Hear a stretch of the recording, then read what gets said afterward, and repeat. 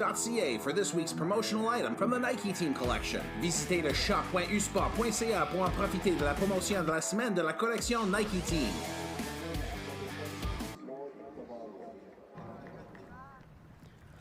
Welcome back to the 2025 U Sports Women's Soccer Championship. Montreal McMaster in their first matches of the tournament. The final on this big quarterfinal Thursday, and players to watch for the Marauders. Number 7, Jade Abreu in her 5th and final year, hailing from Mississauga, Ontario. Back-to-back McMaster Women's Soccer MVP. Absolutely one to watch as a difference maker in this game. Big stars have made all the difference, as we've seen in some earlier matches.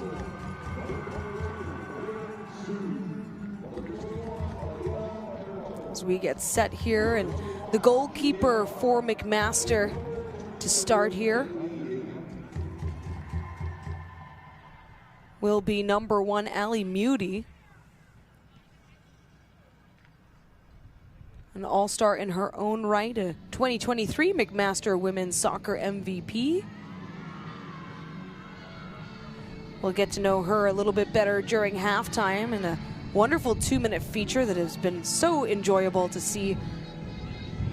There she is in the blue, wearing some tights, of course. We talked about the temperature dipping in Hamilton.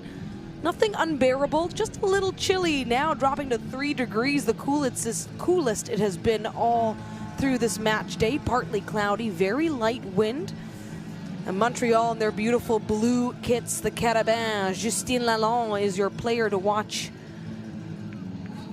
for the Carabins. 3rd in team scoring, but a 2025 RSEQ first all-star team member. She had 3 game winners as well, starting all matches. And gotta think, when you need someone in clutch, look for number 9, also a 5th year hailing from Laval.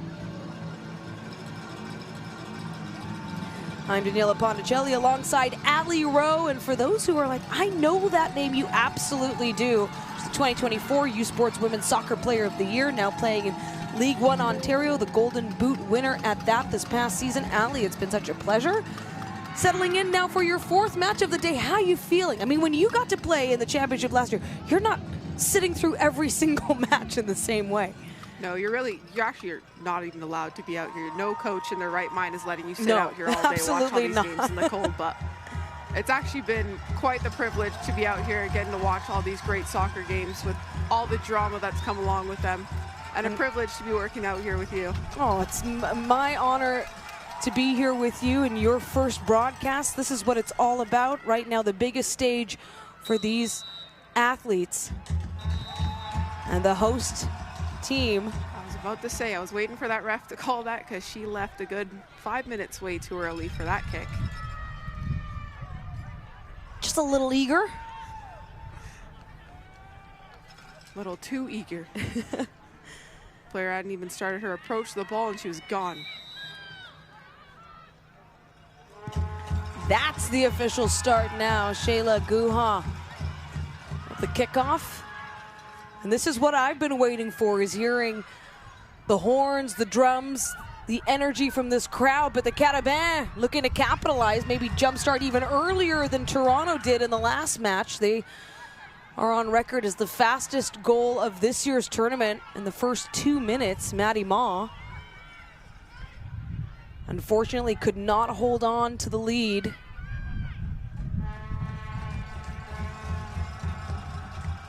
Carabins, a storied team, RSEQ champions this year, fell short last season, didn't even make it to the national stage despite an undefeated record all the way through up until that final against Laval. Laval has punched their ticket to the semifinals, and Montreal wants to do the same.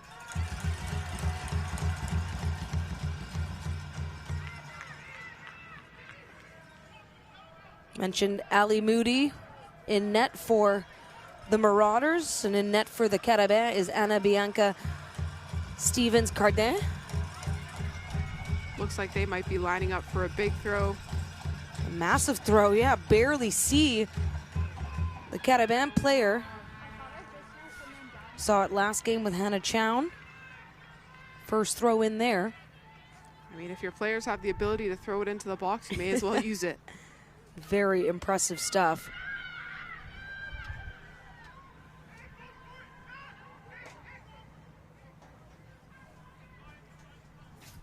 No. Welcome delivery here in the broadcast booth. Some space heaters just to feel good about. Thank you to everyone. We appreciate it. Right now on the field, a big chance it goes high this time, but the Carabins coming out strong here. They are the higher seed, number 2 in this tournament. Definitely the team expected to advance, but I loved what the Marauders coach had to say. Garrett Peters, he played for the University of Saskatchewan. 2013-2014, the team advances to nationals on the men's side, both times the higher seed, both times falling to their respective hosts. So he believes any team is beatable on any given day, and he believes that they're not underdogs. Carabin. Great fees, Justine Lalonde, we highlighted her. Cassandra Decombe.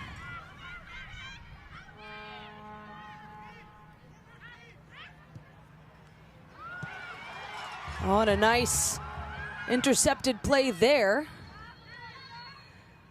One thing that'll be easier, Allie, in this game is I believe we'll always know when McMaster has had a touch. Exactly, the crowd's going crazy already. I've already seen some people throwing scarves into the crowd for all those out here watching. It's almost like we have the 1,500 kids out again. Yes, but this time, a little bit of a deeper register as the adults just try to funnel in some noise. And I see those horns you were talking about that you prefer over cowbells. Well, maybe people at home were listening. I hope so. Throw in here by Natalie Hagan. As mentioned, the Marauders in the white kit. And they're playing from left to right on your screen. You can't miss the Carabins in their beautiful blue. Striking color out on the pitch. They've waited all day for this. Maud Lagacé.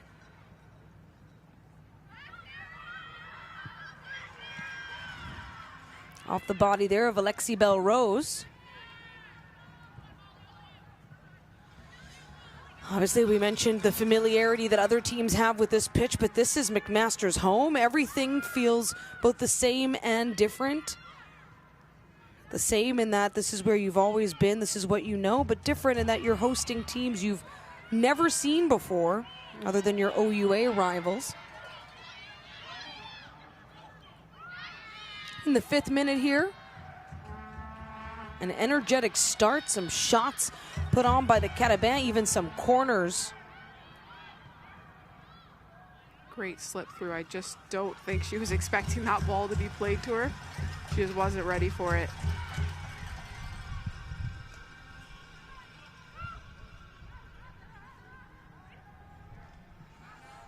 Another look there at Ali Moody. She has so many accolades to her name. 22-23 OUA second team All-Star. Big piece of the puzzle here, hailing from Burlington, Ontario, so truly just around the way.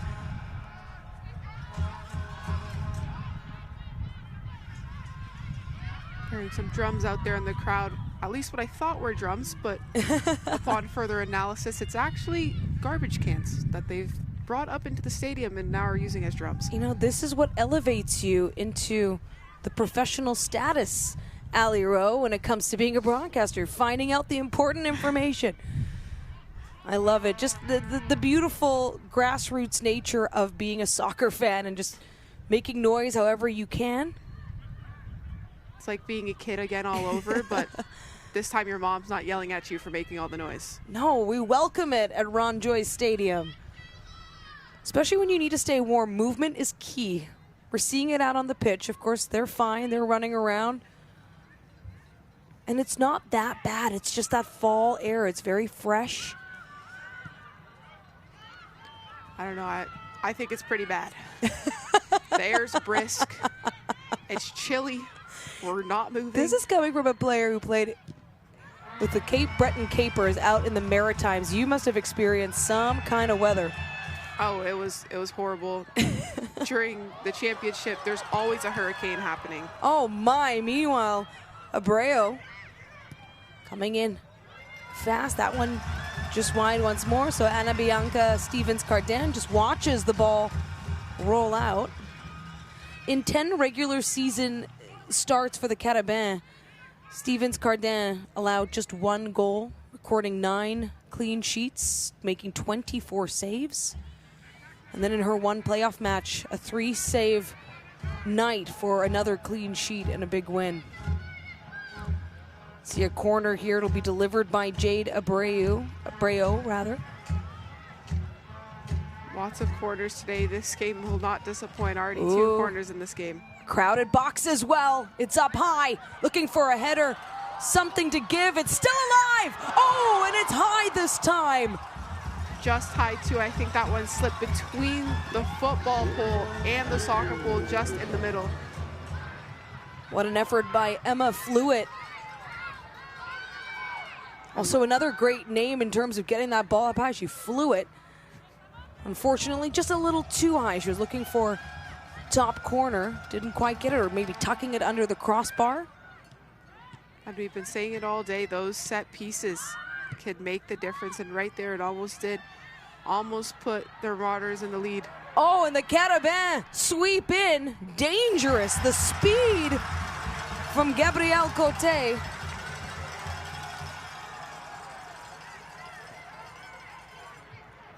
Big pop from the crowd.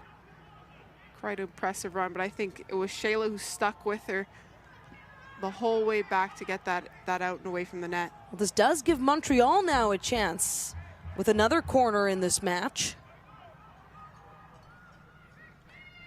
Leonie Portalance off the right foot. Beautifully delivered. Still in control, Belrose.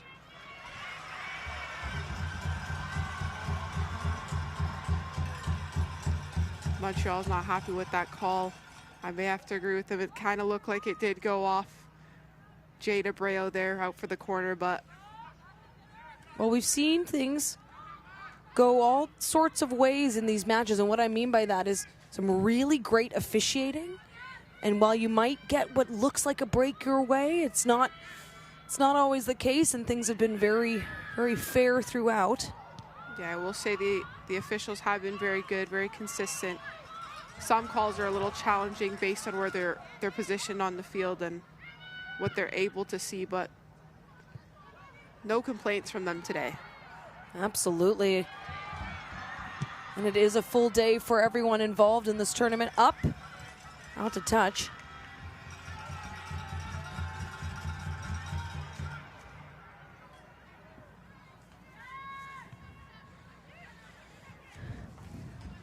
Mentioned the McMaster head coach Garrett Peters and head coach for the Montreal Carabins, Nadège Camps, who is also the U Sports Women's Soccer Coach of the Year. Well-deserved honor awarded last night. The only female coach as well in this tournament. She led her team to the regular season championship title with a record 13 wins, no losses, 1 tie. Scored a total of 36 goals and just conceded that one. Both stats are highs within the RSEQ. And like I mentioned, that 1 goal allowed is a new Quebec Conference record, so a well-deserved accomplishment. By the way, Nadège did all of this while being a new mother. Just weeks before the season, she gave birth and managed to balance her roles as a coach and a mother perfectly. Love that. She even mentioned at the start of the season, by the way, Allie, it's easy because she has 21 free babysitters. Babysitters she's now urging to go on and win a national title. That is very true. It's like what they say, the team babies, when you bring them to practice, it's like your own little mascot. They have dressed out in all the team colors. I believe there's something about that, right? There's something about the power of being a new parent. I've seen it in sports, the storyline of either new moms or even new dads who just get this other gear, and it's so impressive to see, although I do believe Nadège has always had it. This has just elevated her. She has the right team around her as well. Great support. By the way, other nominees for the Fox 40 Coach of the Year, Cindy Ty Dalhousie, Angelo Cavalluzzo, who we just saw with Toronto, and Jesse Simons with the UBC Thunderbirds program. All fantastic nominees. We're also seeing Rookie of the Year Shayla Guha in action as well with McMaster.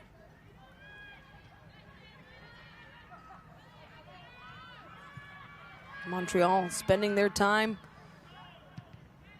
on the McMaster side.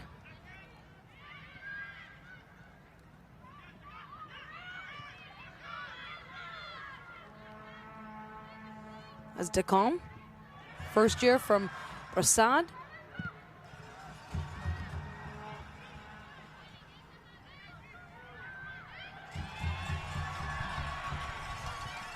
Some great battles here, now bringing it through the midfield. This crowd, absolutely electric, living and breathing by every second here. One difference with this crowd compared to the one we have this morning, they're gonna get a little rowdier than the kids were. No kidding. Rowdy in a different way. The kids, I think there was some sugar going around. They were buzzing, they were jumping up and down. But usually it's all positives. You're not gonna hear all the kids booing. There's gonna be a lot of booing and chants coming from this crowd. Carabin with the kick. That's Maud Lagacé.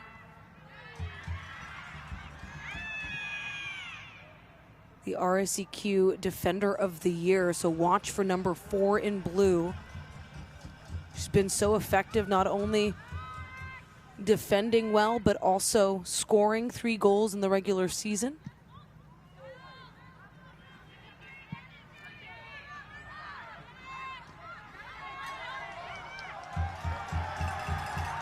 McMaster gets that throw in. They were asking for it. Emma Fluitt.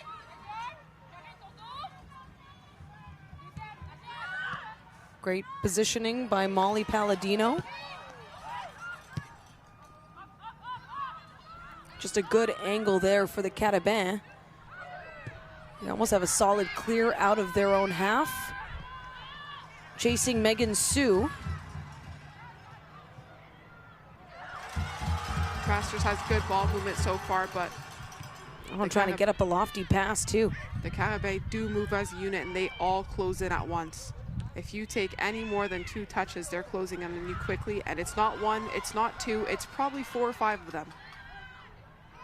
I'm sure you're well aware of the Carabins, Ali. Have played against them. They're a very good team, very competitive, and they do work very well together, I will say.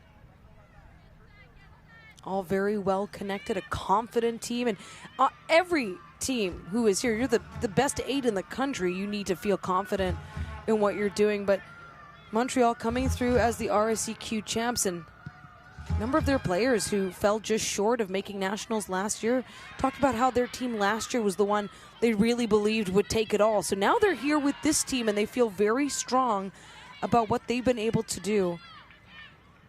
By the way, coming in on an 8-match win streak entering this tournament, and on the road 5-0-1 this season.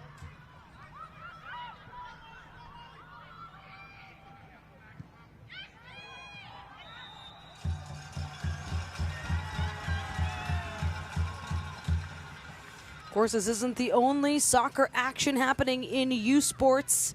It's a big weekend overall, as U Sports on CBC has all the action from the 2025 U Sports Men's Soccer Championship. It's coming to us from Varsity Stadium in Toronto. You can catch exclusive coverage, CBC Gem, cbcsports.ca, and CBC Sports YouTube. You want to flag that it is on at the same time as the women's tournament. Don't want to miss any of it, as right now, a big opportunity there, and it's off the side of the goal this time. Great opportunity for McMasters. You know, it's really hard to wrap your foot around that ball when it's bouncing. You got somebody pushing on you from the inside, but it was a great opportunity, and great on her for following the ball in to get that shot off. Emma Fluitt now with wearing a headband to cover those ears. So she's had two what seem to be good chances, although clearly won't register as a shot on target given where they've landed. Good pace here. We're in the 17th minute.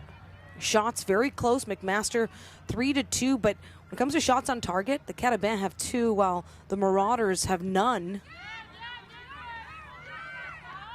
We've seen that creep up on teams that have, tried to stay in these matches today, but are unable to get those shots on target. The crowd trying to play a factor here. Jade Abreu acknowledging with us yesterday, Ali, that this is the biggest stage any of this Hamilton team has played on. None of them have been here before. Talked about the last time they hosted this, 1992. I was alive, but I can tell you, it just feels so monumental that here now we're in the 2000s, not just the 2000s, but the 2020s. It's finally returned to Hamilton. Like I say, beautiful delivery. Yeah, I could honestly, I was not alive then. It's quite a ways away, but they were also saying how excited they were to all kind of experience this together, and it being the whole team's first time, they were quite excited about it, and we're eager to get it started all together. And despite the few appearances they've had at Nationals, this program has a championship. It goes back to 1991, but they have a national title, and that's more than some programs can say. Well, the Carabins just look to add to their impressive tally. They know it's not easy. Another call from the ref. That was clearly a touch from the defender to poke that out after she slid, but the ref is calling it a goal kick. Everybody started setting up for the corner, even the Marauders. Everyone was just following suit. Okay, so the ball will go over, and the officials having some words here to get organized.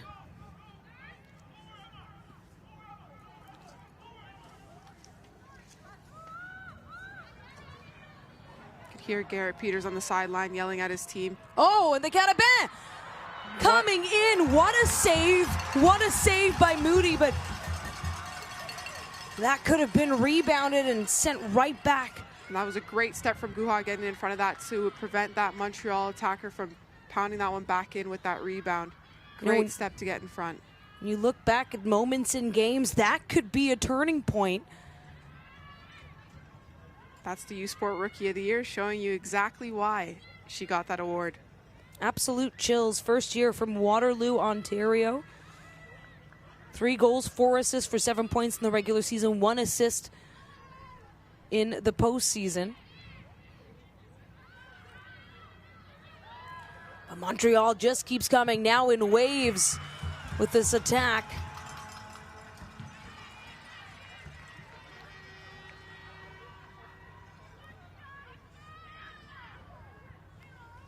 Another look at this save from the McMaster's keeper. What a save. And look at this step from goodness. Shayla Gaw, who just stepped in front of that to prevent that second shot from going in the back of that net. Great tandem work by the Carabins, Sarah Ricciardelli and Gabrielle Cote. It's up and it's punched out this time by Moody, who's been well tested early in this match. She's been tested, but she is holding her own and showing them she means business. All 3 of now 4 of Montreal's shots have been on target. Now from distance, that one is a lofty one, goes past, rolls through what is the Marauders' end zone. Past the end line, of course.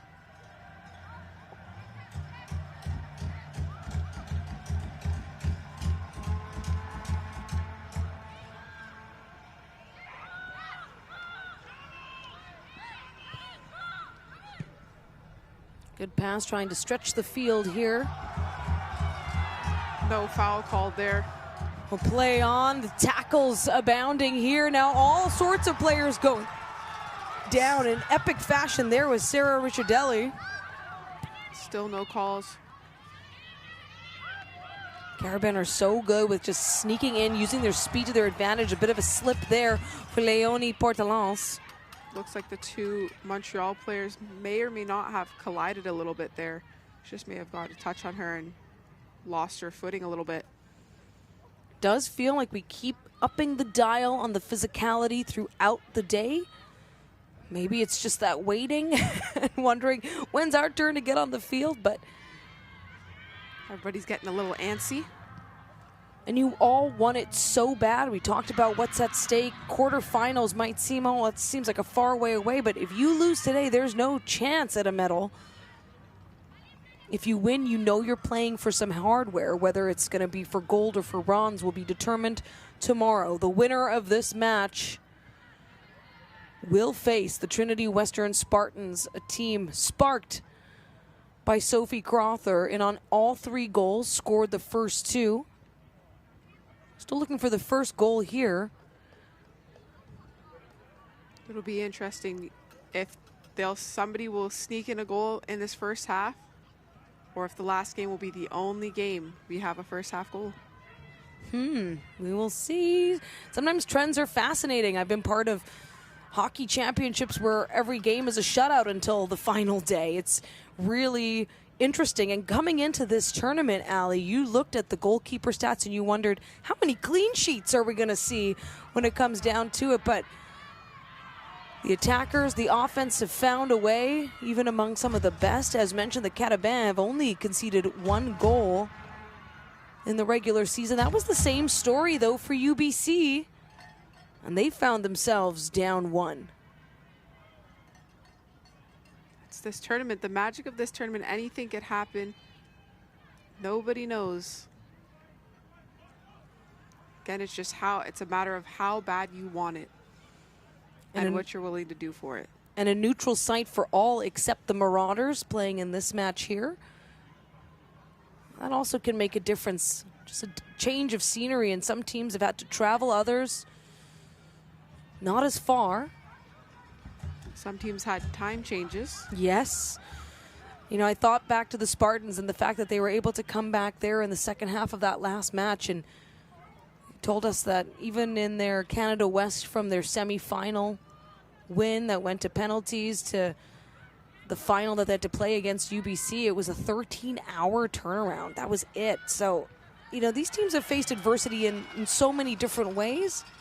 These athletes are ready.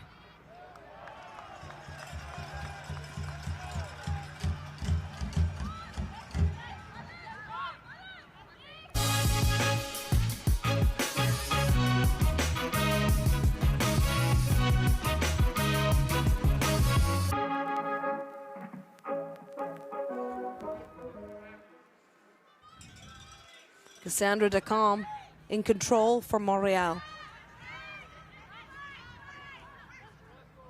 Like I say, patient with the pass, able to find that space.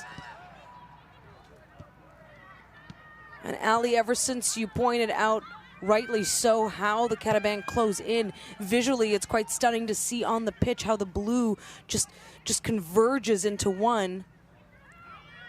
They really swarm any of the McMaster's players with the ball. As soon as they touch it, they have to get rid of it as fast as possible, because once they get that second touch, they are swarming around them. You have to give kudos as well to the conditioning of all the teams, but that's such a big part of it too, to be able to maintain that speed and pace. Moody with the big kick. McMaster in their white kits. Oh my, Allie Moody says, no way. Takes it all the way to the edge of the box too.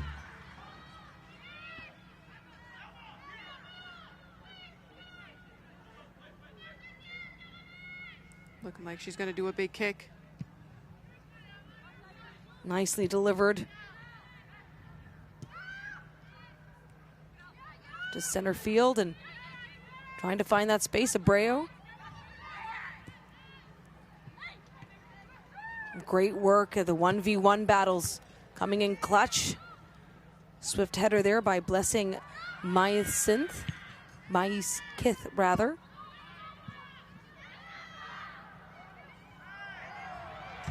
Nothing on that. That was all ball. Montreal came out with it. McMaster's bench was looking for a call there. Yeah, and the court of public opinion is always going to go, give my team the calls that I want to see. But you're right, Allie Rowe with a great eye. You know this sport so well. You still play, but a big part of U Sports, especially out in the AUS with the Cape Breton Capers. When in doubt, what you're going to do is you're going to throw your hands up no matter what, and any chance to get a call. And both teams are going to do the same. So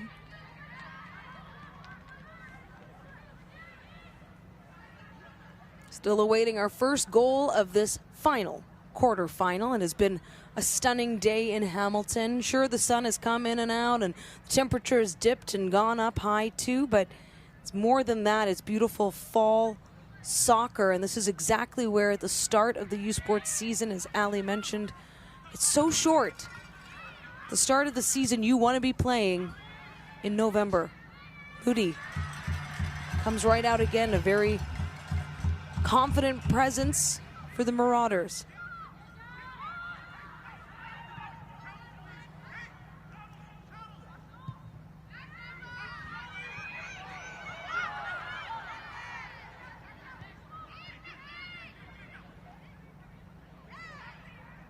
Game getting a lot more physical. I'm seeing bodies flying left and right, hands reaching out to grab people's arms and jerseys.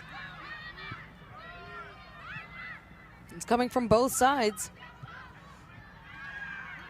The intensity ratcheting up here. That time though, a foul. There's a Marauder down.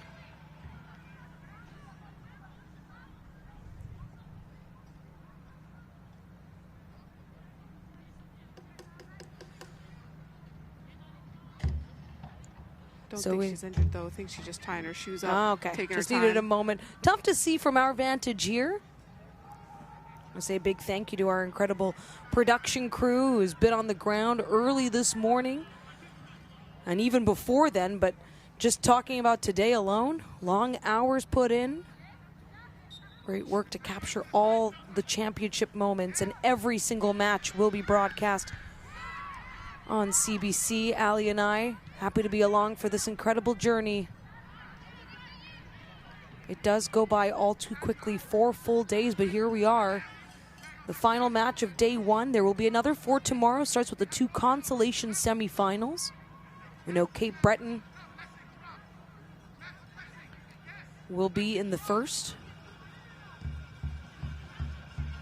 as they fell to Laval. Laval will face UBC in their first semifinal. That game 5 p.m. Eastern. Should mention Guelph will be taking on Cape Breton in that consolation. And then whoever falls in this game will be back at the pitch for a 1:30 p.m. start time. We want to focus on the semifinal. Of course, they want to be here at the same time, same place tomorrow night, which is when the other semifinal will take place. The one to determine who will play for gold, who will play for bronze. And the Trinity Western Spartans await the winner here. This is a very physical game, but the team, you can see the players focusing a lot on making sure the ref makes the call. When you can't focus completely on that, you can't always guarantee the ref's going to come out with that call you want. So you really got to focus on the game and keep going no matter what, and wait for that whistle. Big kick here, Abreu. Wonderful distance, a great ball in. Carabins close in quick. Now trying to come in with numbers. Abreu, beautiful positioning to steal the ball this time, take it away. And yet again, Montreal threatening in a big, almost an epic crash to the field.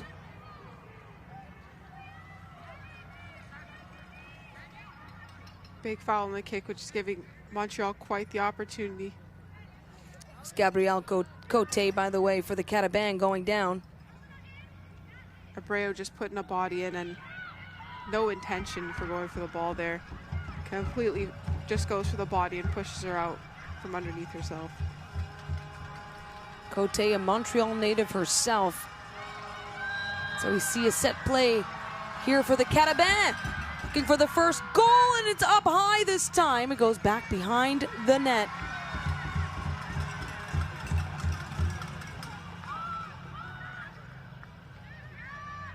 Feel every hit, point, and celebration as if you're standing right on the sideline. Our passionate team unlocks a world of possibilities with digital broadcasting made simple, bringing heart-pounding action directly to millions of fans. Proudly Canadian, ISI Live, be there. In the 33rd minute here of the first half, still 0-0, but the Carabins with far more chances. 5 shots, 4 have been on target. McMaster, 3 shots, none so far on goal. Anna Bianca Stevens-Cardin needing to stay warm right now for the Carabins. We have seen, of course, goalkeepers not tested as much, still conceding goals, probably because of that. Not as active, but not needing to be. But Ali Moody is coming in big so far for McMaster. It is harder being a goalie when you're standing back there. You're not getting the ball. You're not getting any action. And Moody has been so aggressive, coming right out to challenge. And that's kind of why when I'm looking at these numbers here, Ali, I'm going, wait, 5 shots. It feels like it could have been building to more. But in this case, it's because Ali's just come right out and attacked and been aggressive on this.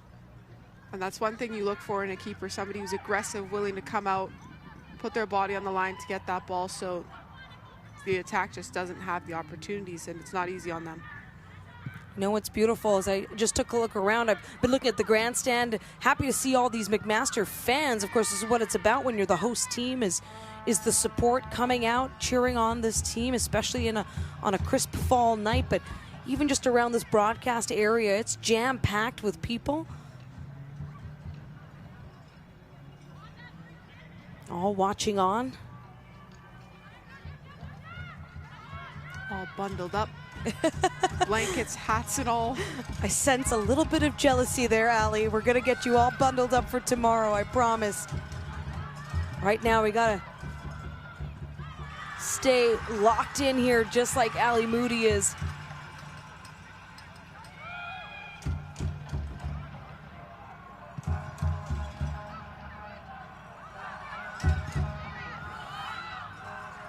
Moody allowed 8 goals through 8 games in the regular season, but made 33 saves. And McMaster with a 7-3-2 record at home. They were 4-2. Great movement from Montreal on and off the ball, honestly. You can see every time somebody's getting the ball, there's somebody already making their way to a spot to receive the next pass. They're thinking 1, 2, 3 steps ahead on every pass.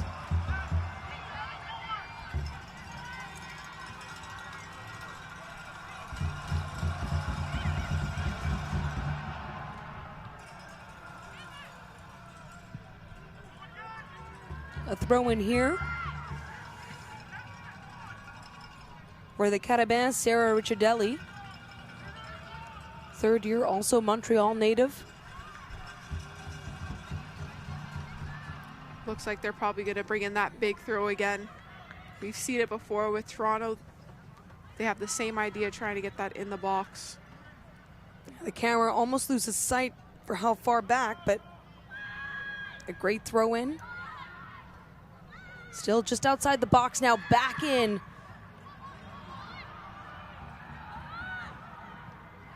A great set play there, still inbounds.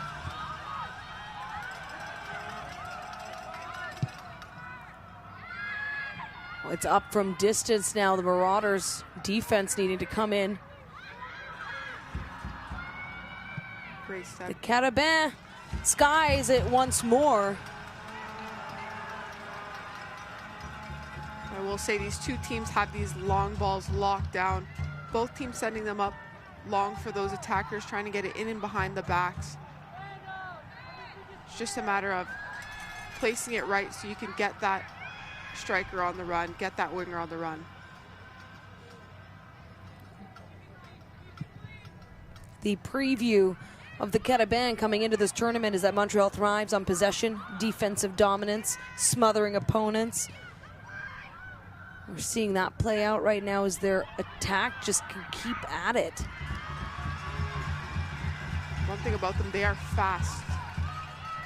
You just see how quickly all of them swarm you. They're all fast. Each and every one of them have speed on them. That's the thing. You think you're going to get a step ahead, and then all of a sudden that space is taken right back up. Ricciardelli.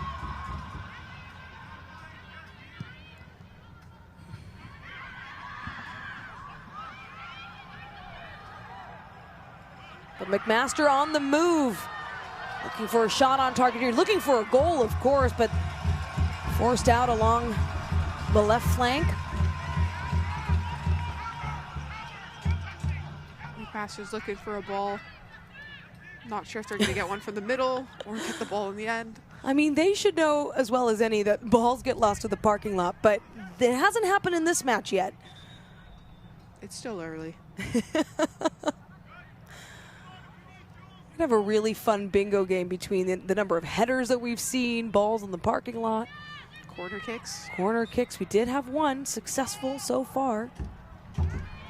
Now, to be fair, when I've had a chance to work within the Northern Super League, and corners are difficult. Some teams are able to come together and be very successful with their set plays, and then others truly struggle throughout the regular season on those. Problem is that they do come in big when you're in a playoff situation or a situation like this. They are difficult. You have to just make sure everybody's on the same page in that ball. Yes, you have an idea on where it needs to go, but that's not always the case. Absolutely, and the defense is strong amongst all these teams. That's how they paved their way to get to the national championship. Carabins once more. Closing in, Ali Moody. Early contender here for player of the match. I know that's not how it works. Each team gets one, but truly a stellar performance early on. I said it before about some other keepers in the mix. Oh my goodness, what flourish going down on the field. Karine Villan. Hear the crowd thinking that was definitely a dive. But there were hands on the back. It was a foul. Either way, you've got yourself possession of the ball, Maud Lagacé. And we've seen Lagacé on the ball before. She does have that long kick. She can place it right inside the box for the oncoming runners. Oh my, what a delivery. It was kept nice and low with some great power to it.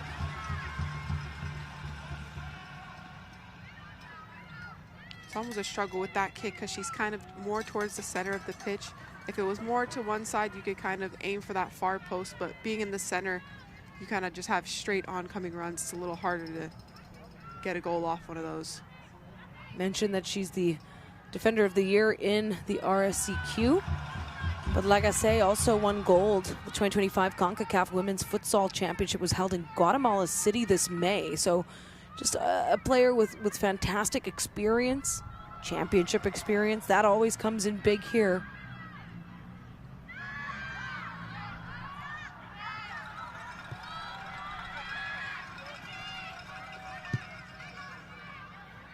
And once again, it's those beautiful passes. That one headed out by the Marauders. We're now in the 41st minute, so closing in here on the end of this first half. There's been few stoppages, so not expecting a lot of added time here.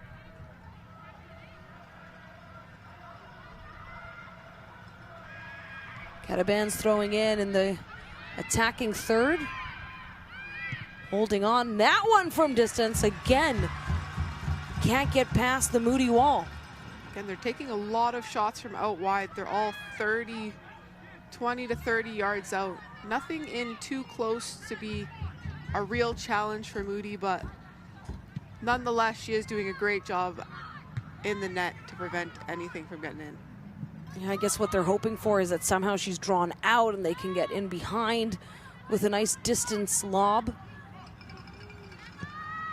We have seen them gain entry into the penalty area as they're hoping to do this time once more. Clear handball there, just bounced up right under her arm. She almost caught that in her armpit a little bit.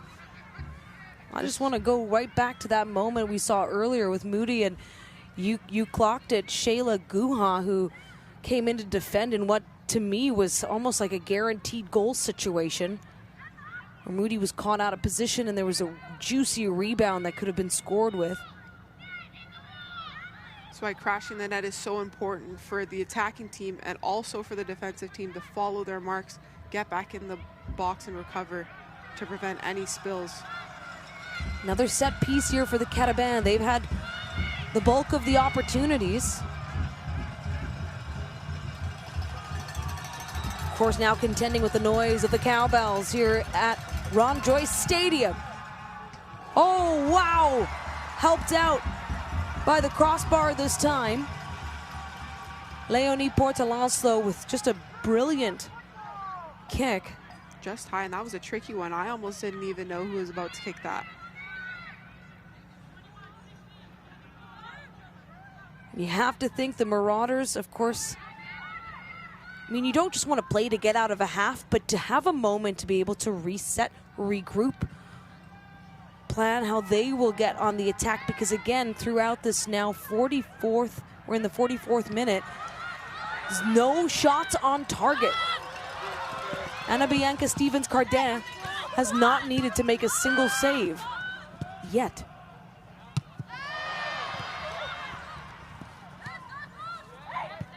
McMaster buzzing here.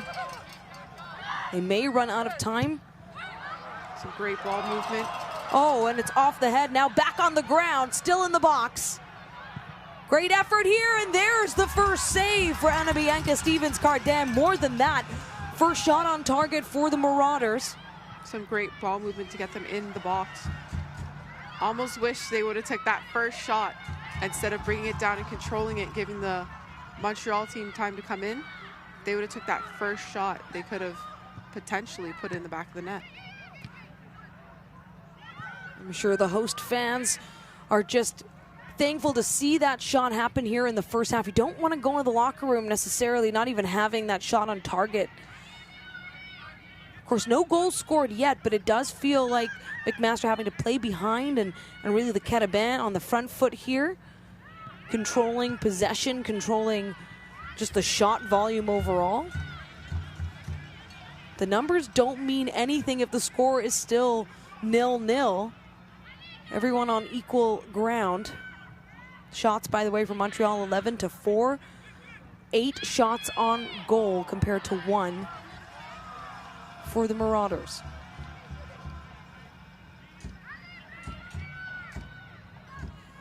Oh goodness, it feels like the temperature's dropping even more, Allie. I don't want to bring your attention to it. We still have another whole half to go, but certainly heating up once again on the field. It has been tilted in favor of the Carabins. Put up in the air this time by Decombe. Now closing in on the 6-yard line, and what a save yet again, Allie Moody. The woman you are right now for this team. Really, Moody putting her life on the line to save that ball, and the McMaster's defense really getting that ball out of danger, getting it out of the box, giving her time to get up and reset. Yeah, I know I've been saying her name the most because she's making these incredible saves, but truly the defense has been there for the Marauders, given just how threatening the Carabins have been and some of the positions they've been able to get themselves into, taking up space. We are now into added time. And it's a minimum of 1 minute. I said we didn't really have much by way of stoppage in this first half, so will it be enough for one of these teams to head into the locker room with a goal? That was a fast minute. That'll do. Yeah, they said, let's wrap this up. We'll reconvene for an exciting, a thrilling, if you will, second half. This is the third quarterfinal of this day in which it's been 0-0 at the half, and then all the excitement certainly abounding right after that. Despite no goals, it has been a thrill ride, and the McMaster need to go pat Ali Moody on the back. Still plenty of time still left in this game, but she came in clutch. 8 saves, 8. Just in this first half alone, you see her walking back to the locker room with her team. McMaster will need to find a way to get going offensively here with just one shot on target. When we return, we'll have halftime from Ron Joyce Stadium.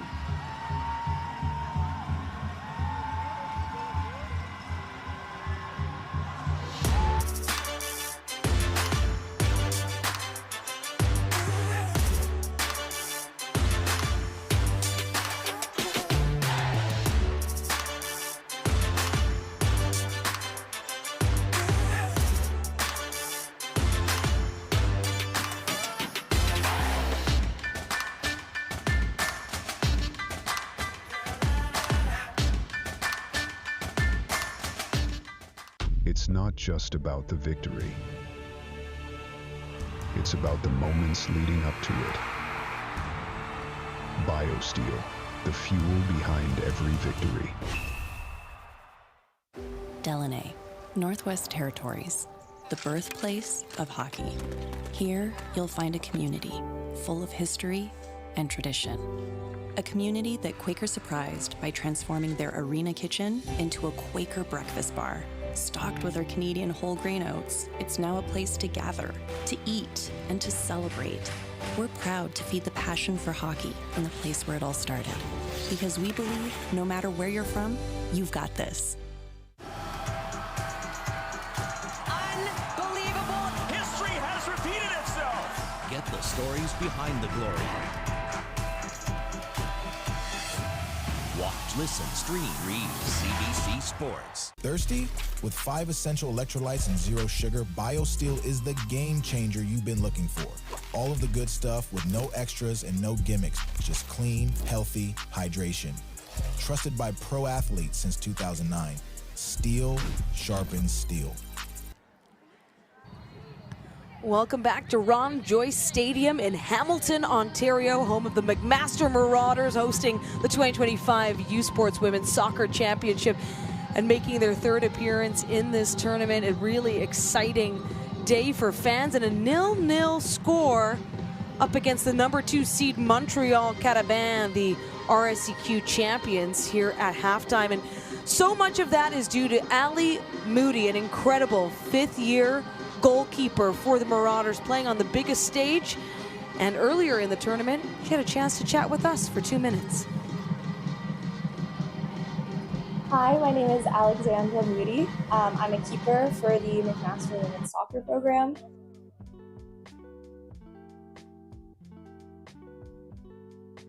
My soccer career started back when I was in Timbits. My mom was my coach and nobody else wanted to be a keeper, so I was unfortunately or fortunately stuck with the position. I think I would describe myself as a keeper as confident, communicative, and I really hope I am a leader from the back. I mean, I try every practice and game, so I would like to think that I'm a leader from the back as well. So I think I take on a leadership role in the back just by, in my opinion, it's kind of situational and it comes from person to person. So I think it's having to know what your players need in certain situations. So for me, at least, like, I know some of my back line needs words of encouragement, while others, they need me to get mad and frustrated at them so that they can click back in. And yeah. So in terms of in my own career at McMaster, I think I've improved, honestly, in a lot of ways. I think the heaviest for me would be mentally, but then I also think relying on my team as well. I think growing up in club leagues, you're always kind of bouncing, you never have the same girls, whereas here, you're with girls for, I feel like, a minimum of 3 years. So it was about letting other people in and help me just be as confident and strong and as, good of as a player as I can be. So I've learned a lot of things from my teammates. I think the strongest being not only to believe in myself, but to believe in my first action and just go with it. but also that I can rely on them for things that might be weighing on me. I think we're a really good team when it comes to problem solving, so that's another big thing. Like if I don't know the answer to something, that's okay. I can go talk to my teammates and we can figure it out together. Le sport en direct sur ICTout.tv. 100% énergie. 100% gratuit. Votre meilleur plan de match pour voir des performances exceptionnelles. Des athlètes de grand talent. Des sports de haut niveau. Tout ça sur l'appareil de votre choix. C'est simple et gratuit sur ICTout.tv.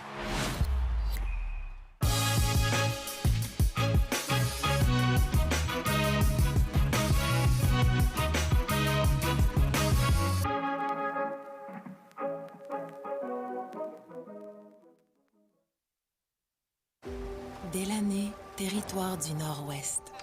Le berceau du hockey. On y trouve une communauté riche en histoire et en tradition que Quaker voulait surprendre avec une toute nouvelle cantine déjeuner Quaker dans son aréna. En plus d'offrir notre avoine canadienne à grains entiers, la cantine est maintenant l'endroit pour se rassembler, manger et célébrer. Nous sommes fiers d'alimenter la passion du hockey dans son village d'origine, parce que peu importe d'où tu viens, t'es capable. Hey, U Sports fans, check out shop.usports.ca for this week's promotional item from the Nike Team Collection. Visitez le shop.usport.ca pour en profiter de la promotion de la semaine de la collection Nike Team.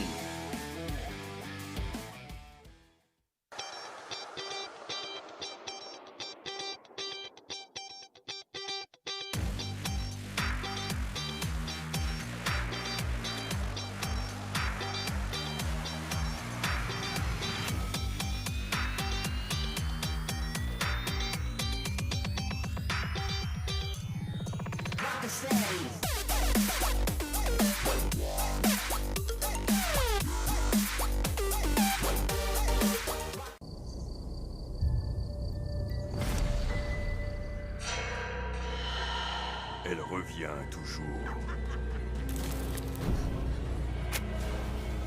Impossible de t'en débarrasser.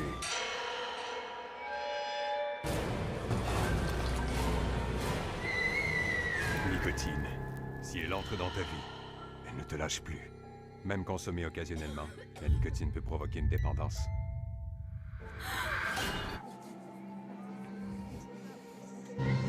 Halfway through the quarterfinal match of the 2025 U Sports Women's Soccer Championship, Montreal, McMaster, 0-0.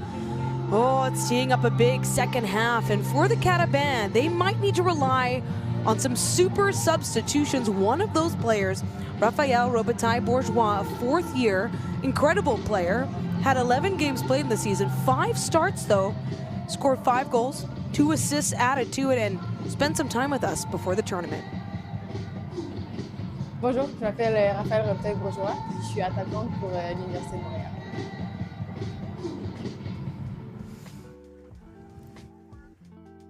J'ai commencé à l'âge de 4 ans, joué pour Hull, Gatineau dans le fond. J'ai grandi toute ma jeunesse là-bas, j'ai joué jusqu'à l'âge de 18 ans avec le FC Gatineau maintenant. On a joué en 2A, ensuite on a monté en 3A. Puis après ça, l'année dernière, j'ai changé pour l'AS Blainville, où j'étais en U21 et en Ligue 1. Et maintenant, je suis ici avec l'Université de Montréal. C'est ma première saison en tant que recrue, puis je pense qu'on a vraiment été capable de performer puis de montrer qu'on était une très bonne équipe avec des très bonnes joueuses à l'intérieur. Puis je suis vraiment fière de faire partie de cette université. Parce que c'est très différent, le soccer universitaire et le soccer collégial.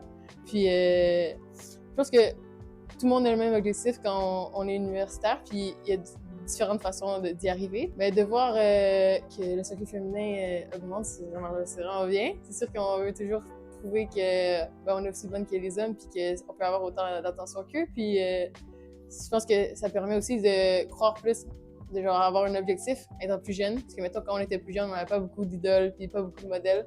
Puis maintenant, il y en a de beaucoup plus, puis ils sont à plus haut niveau, puis ils sont meilleurs. Fait que ça permet d'avoir vraiment un objectif réaliste. Christine Sinclair, c'est sûr. C'était là l'idole de notre âge. Puis Elle a eu une carrière incroyable, surtout avec Team Canada. C'est vraiment une joueuse. Puis je pense qu'on est quand même juste une petite partie du Canada où on parle français, puis c'est toujours bien de prouver aussi qu'on a beaucoup de talent de notre côté. Je pense qu'on mérite amplement d'être ici, puis j'ai juste hâte de pouvoir jouer puis de prouver notre talent à tout le monde. Ben, la réussite, c'est juste d'être accompli dans la vie en général, d'être content, d'avoir des gens qui te supportent, d'avoir une famille qui te supporte, puis d'avoir des objectifs qui sont atteignables, mais c'est pas toujours... L'important, c'est pas toujours de réussir, mais c'est d'avoir une intention de réussir derrière. Where exceptional student athletes are born, where records are broken, where great plays are made, where school colors ignite passion, where champions prevail, where tradition is celebrated, Ontario University Athletics.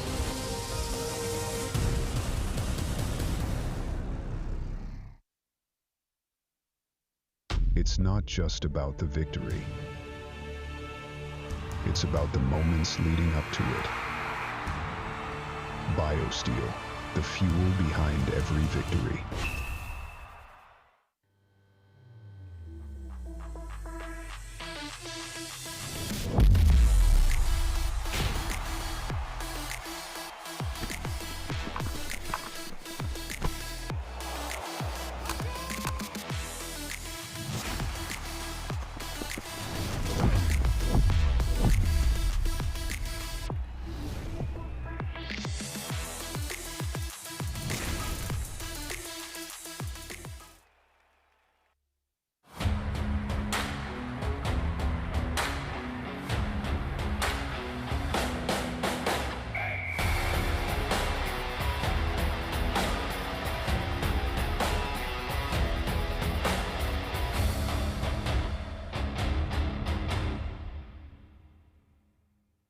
U Sports on CBC, presented by Sport à Radio-Canada, une présentation du gouvernement du Canada, the Government of Canada, Nike, Fox 40, Veriburn Medical Supply, Les Bagues Baron Rings, et par and by BioSteel.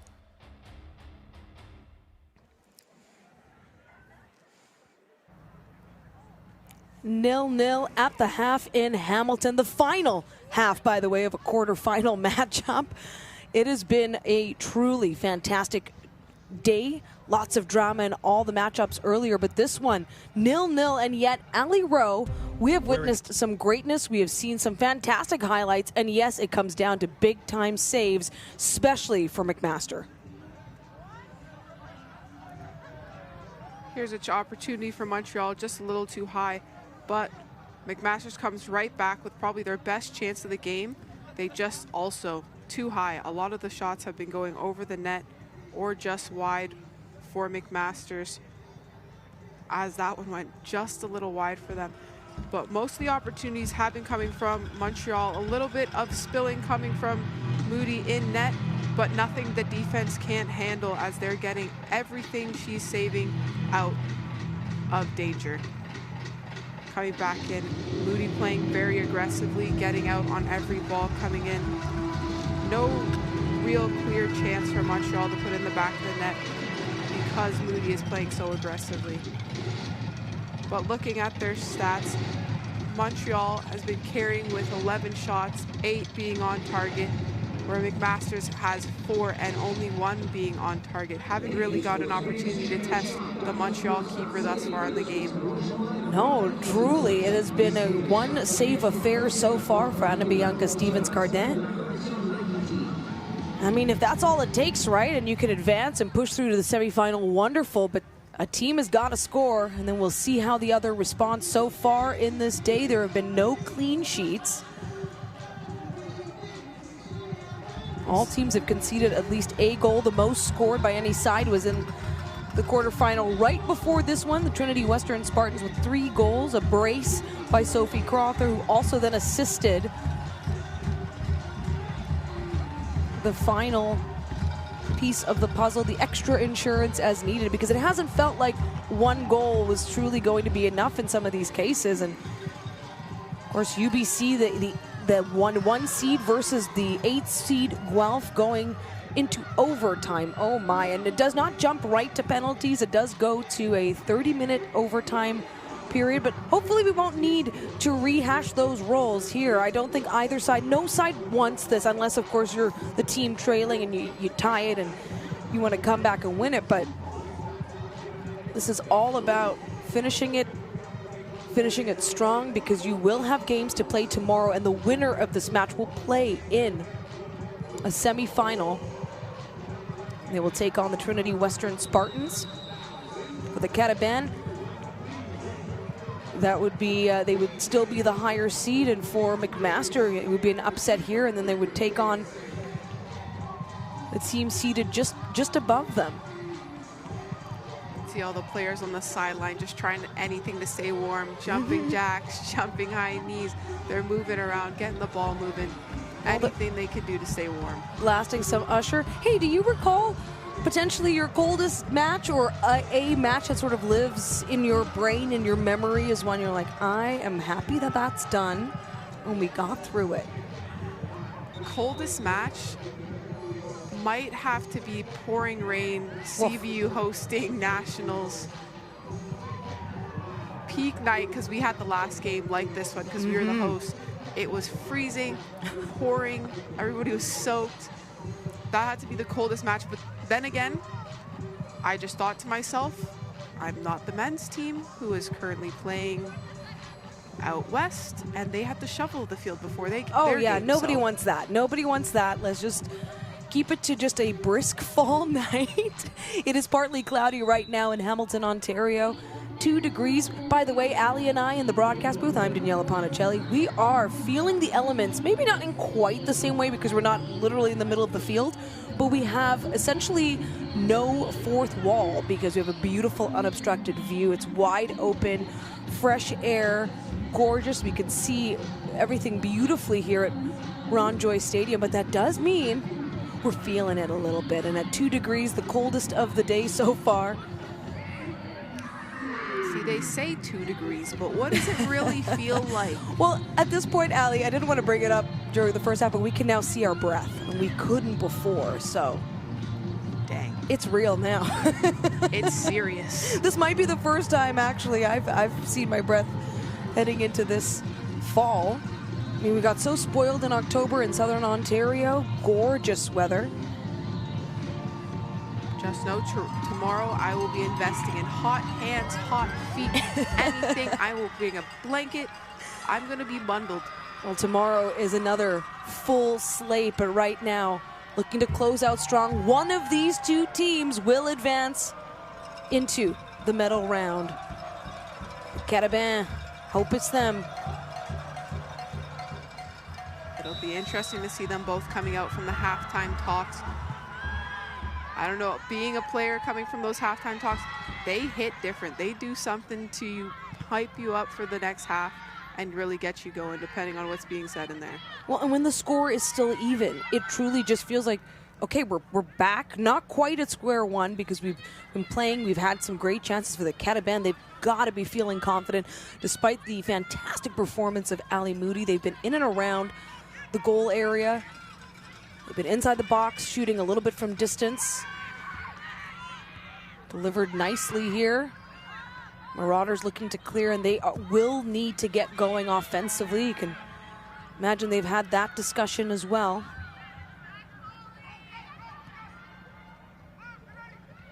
I gotta say, one to watch on those long balls. She's really getting all those long balls right in the middle of the box perfectly for Montreal. Well placed, good amount of power on there, just lofted balls in for them. They just need to get somebody on the end of that to put that in the net. But if she keeps it up, just keeping the opportunities coming, they're bound to get something off those.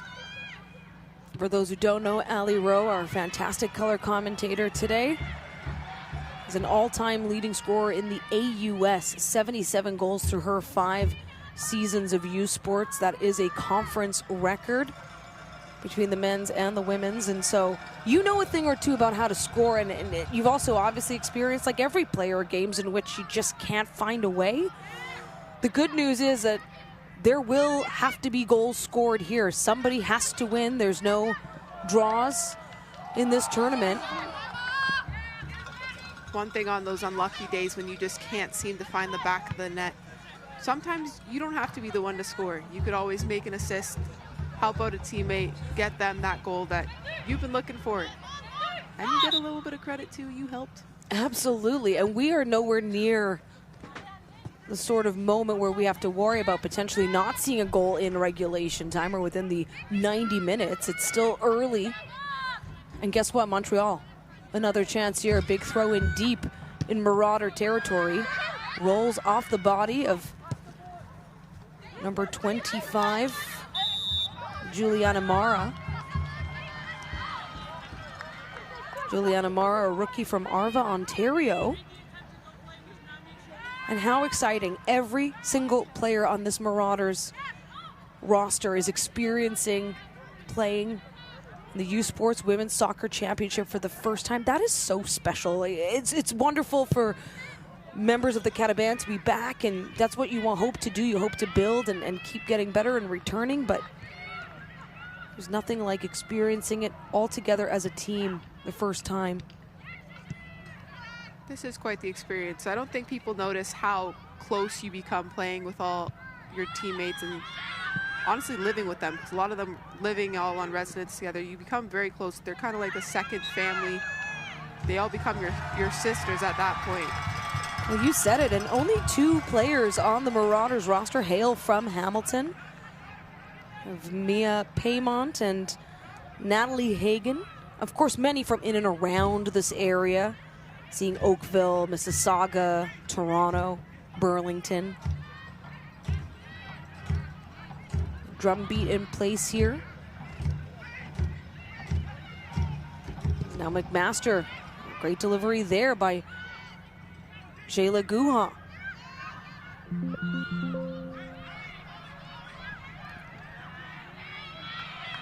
Rookie of the Year, U Sports Women's Soccer Rookie of the Year at that.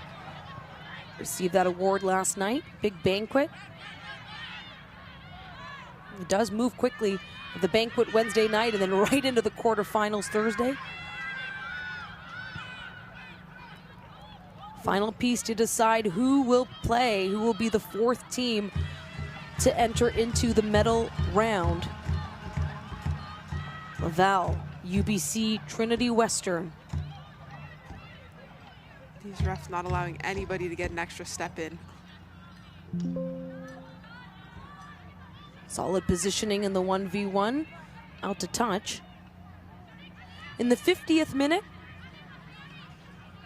0-0.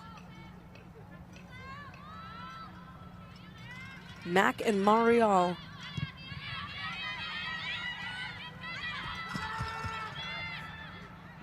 There's that speed. But how quickly the Carabins play catch up. Great speed, but the touch was just too strong, took it right out of bounds. Well, the Marauders have come out here in the second half and these possessed the ball enough to just change the pace slightly. It felt like the Carabins just kept coming in waves in that first 45.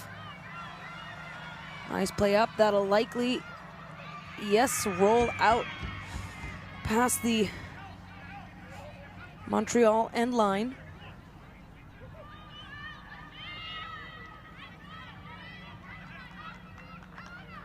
Shots staying as they were heading into this second half. 11-4 for Montreal.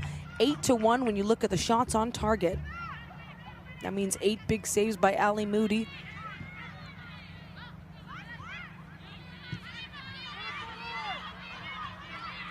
Who has been anecdotally by far the most active goalkeeper we've seen on the pitch today. Just overall, just coming out, perhaps just making sure she is physically warm, but she's so engaged, exactly how you want your keeper to be.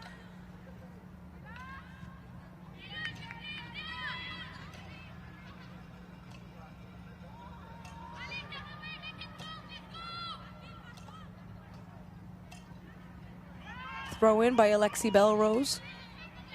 The Carabins get it into the penalty area. It's kept out. It's great footwork on the baseline, though.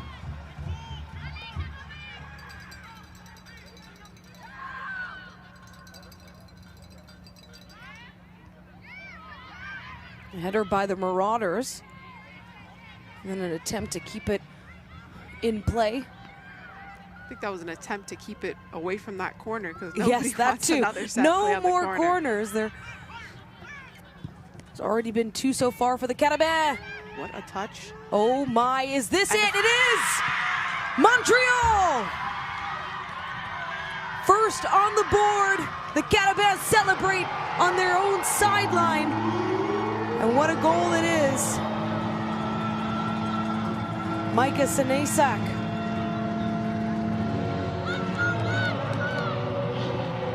Gonna take a second look at that finish. Just hit in behind the wall and a left foot finish that inside of the net. Just caught Moody a little far away from that near post and managed to slip it in the side. Great placement. Micah Sanesak, second year from Chambly. Lots to celebrate. Number 11 for the Carabins. Able to get number 1 of the tournament in what has felt like a goal that's just been a long time coming, and that's tough. That's tough for Ali Moody, but there's only so much you can do to keep a team at bay. Ali Moody down right now. The teams will group together and regroup as we head to a quick break. It's not just about the victory. It's about the moments leading up to it. BioSteel, the fuel behind every victory.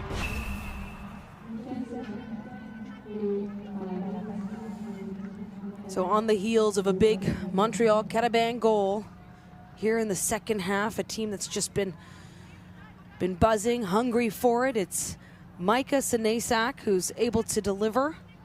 She had no goals through the regular season, 12 games played, 4 starts. She did not start today.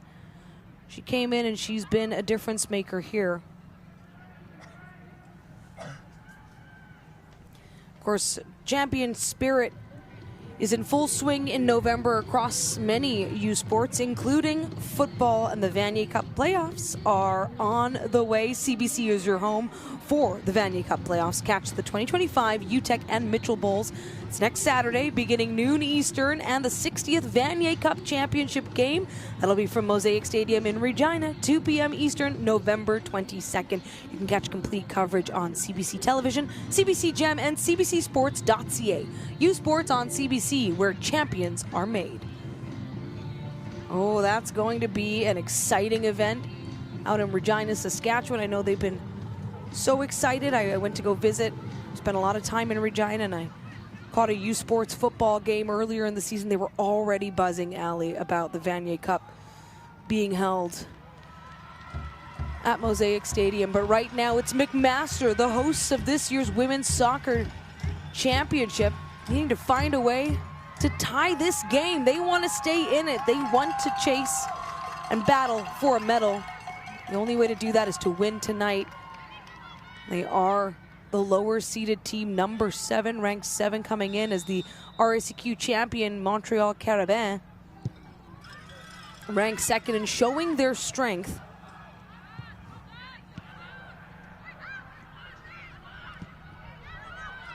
Great sliding tackle there by the Marauders. There's been a lot of slide tackles today, quite impressive slide tackles from all the teams. And an important update, by the way, Ali Moody is back up and standing and prowling in front of the penalty area. 1-goal game is what she'll need to keep this at. Give her team a chance to battle on the other end, maybe tie this up. But this is the thing, Ali, when you look at how things have been shaking out in this match, you know, I do bring up the numbers here and there, but this is really telling a tale. Now 12 shots for the Carabins to 4, but 9 on target to just 1. I mean, how are you going to come back here and get that equalizer? Bruno, honestly, they're going to have to move the ball up, play with a little more intensity when they're off the ball, get that movement early. They're doing a little more reacting than kind of anticipating when moving with the play. but they have to get those options under to get that tiki-taka passing up the field. Anything is possible, and I feel like once you're able to get a goal, I mentioned it before, that every team coming into this match has been able to score at least once. I would say that for Guelph, it was a very, very tough study too. They were also heavily outshot by UBC, but then a penalty kick came their way, and that tied the game and extended it into overtime. Of course, the Thunderbirds did end up taking it, but anything's possible. I'm not saying the Marauders need a penalty kick to make it possible, but never know in a game space. And now McMaster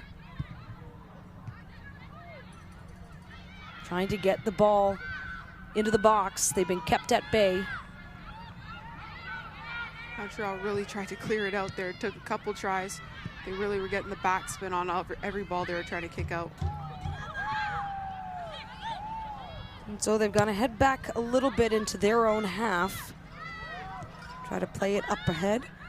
Emma Fluid has had some decent opportunities, although both times just a bit high.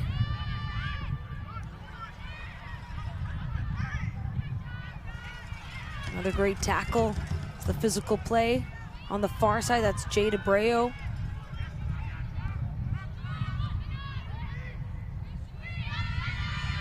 Great move to get around the defender.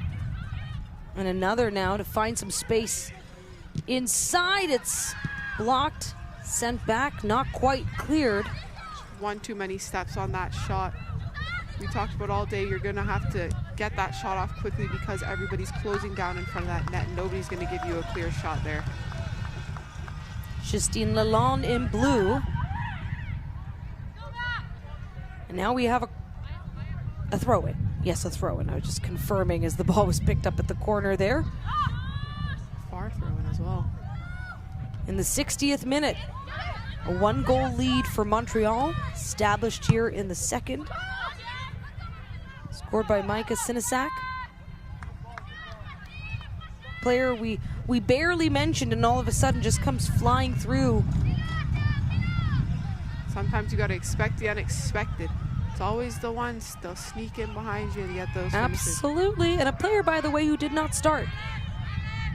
Mentioned it at the half that, you know, substitutions might be the difference, and that was in regards to a player like Raphael Robitaille-Bourgeois, but Micah coming in and doing the work for Montreal.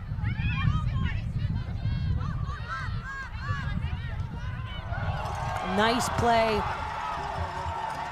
Shayla Guha trying to get this team back on track, and there, some space for the Marauders. The crowd is rallying, still threatening.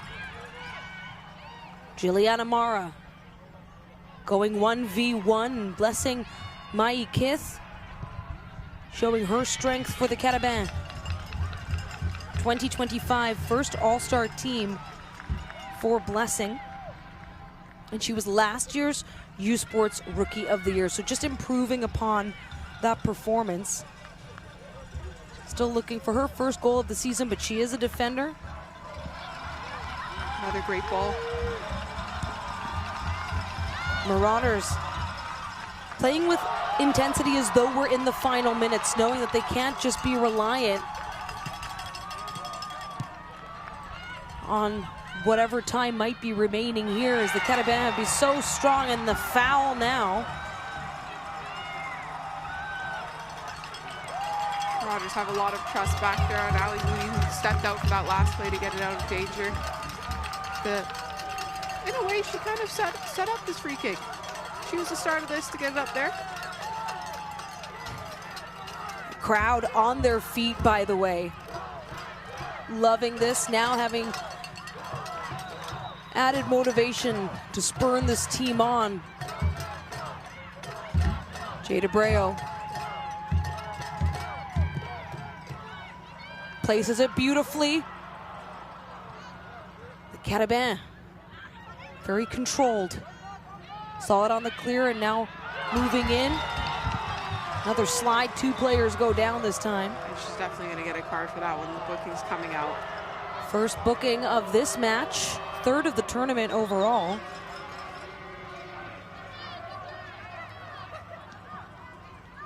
Unfortunate for McMaster's because they did get on the end of that free kick. Just the way she was facing, looking away from the net, how quickly Montreal closes in, there was absolutely no way she was getting a shot off there. Now the Carabins get a chance to set up and for a way to double their lead. Again, they got to stay on the ball, about to send it in over top.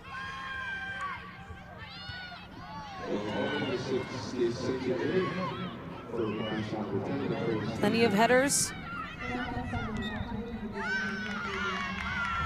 Abreu trying to keep that out to go out the side instead of the back to prevent another corner, but just wasn't fast enough.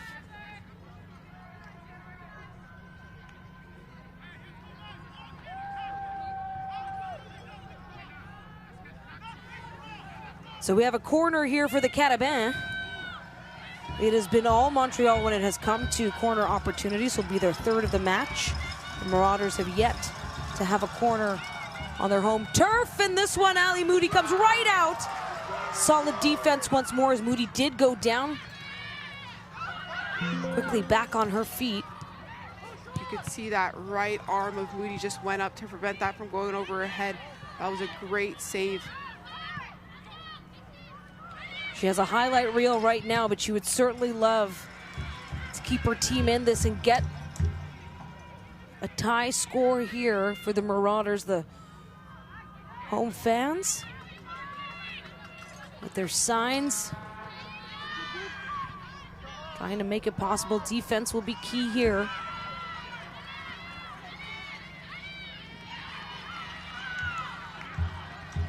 As it is out in front of the Montreal bench. Of course, the Carabins coached by Nadege Akams, 13th season. Garrett Peters on the other side for the Marauders.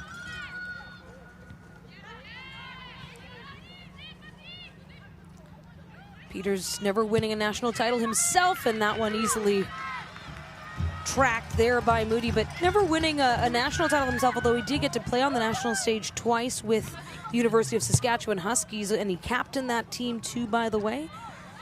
Together they won a Canada West Championship in 2014. And just too much dribbling happening on the pitch. We've got to get that ball moving faster.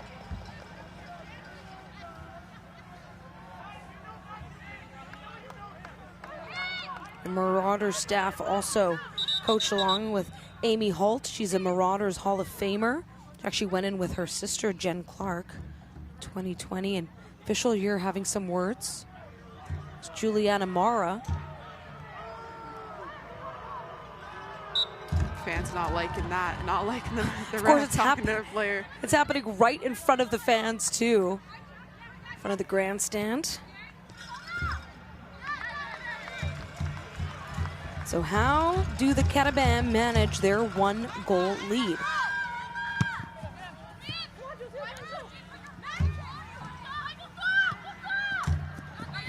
My advice would be put another one in. Give yourself a little bit of a safety net. Micah Senesac was sort of weaving and bobbing her way through. That was a great block by number 9 from Montreal. That ball was getting through. The Marauders were in on net. Justine Lalonde, we had her as the player to watch off the start, and hard not to notice number 9 in blue. Doing all the little things right? Is that what you pride yourself on too, Ali? Like, are you really focused on making sure that at least every time I go out there on the pitch, doing the little things, the fundamentals correctly? That's really all you could focus on, because like people say, you got to go out and control the controllables. And one of the controllables is the effort, what you're doing on the pitch, making sure you're doing everything you can, putting in the fundamentals, making those little passes. And then when the big moments happen, they happen.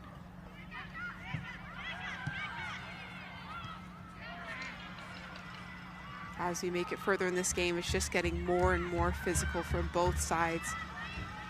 Just shows you how much both teams want it.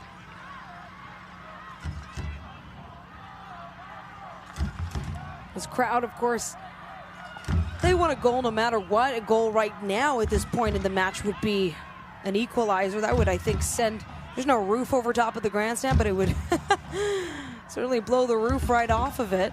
I couldn't even imagine what the stadium would say if McMaster scored right now. Everybody would be on their feet. I could see over in the residence across the road, there's people sitting down watching the game from their building. I mean, come on, that's a great view. Honestly, you're watching the game. Oh, is that where you're going to be tomorrow, Allie? Am I going to be here alone and you'll be over there? Might be a remote. You might hear remotely from me. Just have you call in from the warmth of the lobby.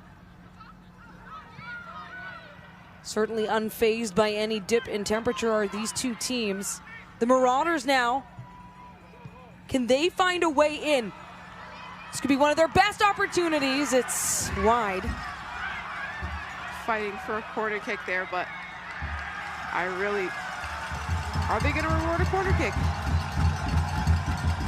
Well, the Marauders have not had a chance at a corner set piece yet. What am I saying? It's our favorite corner. Of course it's a corner kick over there. There's no question about it. We need it has a special to be a flag over there. It needs to be designated at this point. Make that one orange and all the other ones can say white. Well, this is massive here. I mean, not to put any pressure on anyone. They can't hear us anyway, but this is an opportunity here. Jade Abreu. How will she set this one up? It's up high. Oh, and it's just on top of the netting. Don't know if she was going for goal on that one or just hit it. Could have been aiming for that Olympico. Would have been nice to see one of those say. Oh, that would have been something, but also did have teammates well positioned where they needed to be. Okay, so they've had a corner opportunity. Again, still no real test for Bianca in goal. Everything she's had been easy save her right to her hands. According to the live stats, Ana Bianca Stevens-Cardin still with just one registered save. That one came right at the end of the first half, so we're in the 70th minute. And still one true shot on target for McMaster. Justine Lalonde showing off her skill, Allie Moody. Managed to get a great shot off even though there was a line of McMaster's defenders in front of her. Managed to somehow slip it through and get a good shot on net, but nothing Moody couldn't handle.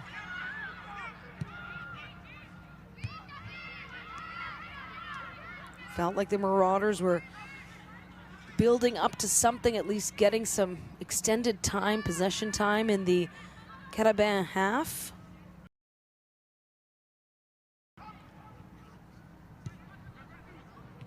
Just a sea of blue out there. They close in quick. As our Allie Rowe has beautifully observed.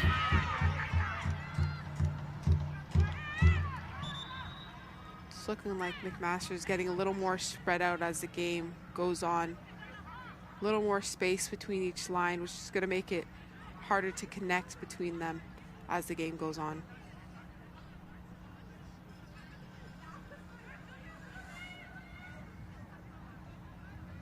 And there's actually a player being assessed on the far sideline.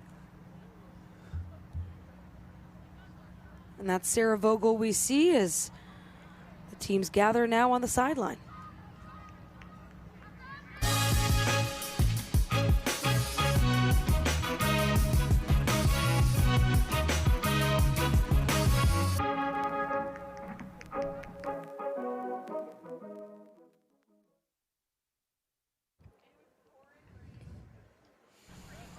One goal lead for Montreal right now. We've been enjoying women's soccer live from Ron Joyce Stadium in Hamilton, but over in Toronto, Varsity Stadium, that's where the 2025 U Sports Men's Soccer Championship is taking place, the exact same days as this event. So catch up on exclusive coverage on CBC Gem, CBCSports.ca and CBC Sports YouTube. U Sports on CBC, that's where champions are made.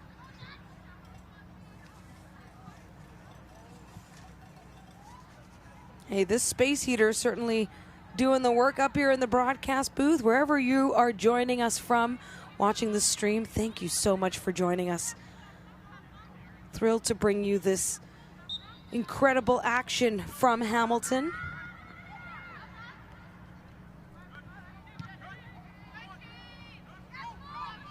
We have not seen a team hold on to a 1-0 lead through a full 90. We'll see how the Carabins manage this. Some speed up top from McMaster's.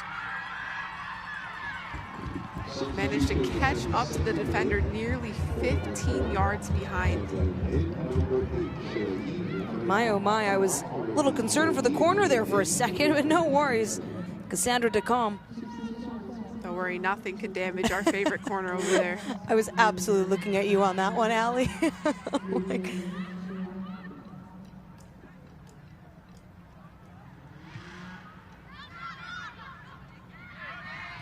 great sliding play here. Phenomenal slide tackles everywhere. McMaster showing exactly the spirit that they wanted to bring into this. Yes, they're the 7th seed, but they're not coming in head down on the underdog. They know that no matter who they face, it's going to be a tough opponent. They're still in it. Hoping to be buoyed here by this home crowd. And there's still time, but this 1-goal lead for the Carabins feels, or rather looms large when you consider that they have controlled most of the offensive component of this match. 16 shots now, 13 on target.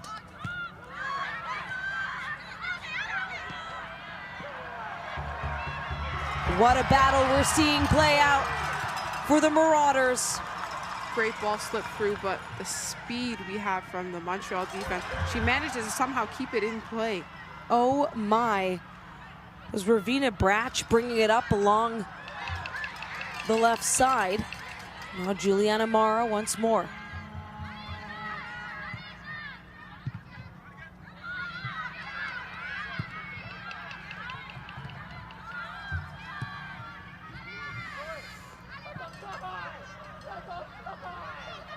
And you can tell that McMaster's had to adjust for that Carabin speed.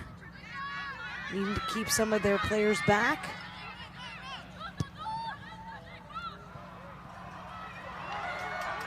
That gives Bratch some room to get going.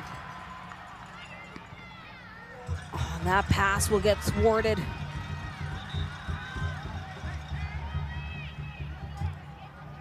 In the 76th minute here. McMaster's really favoring this left side, heading up this left side. Bratch putting in the work on the wing. Emma Fluitt with the throw-in. Got the crowd on their feet once more.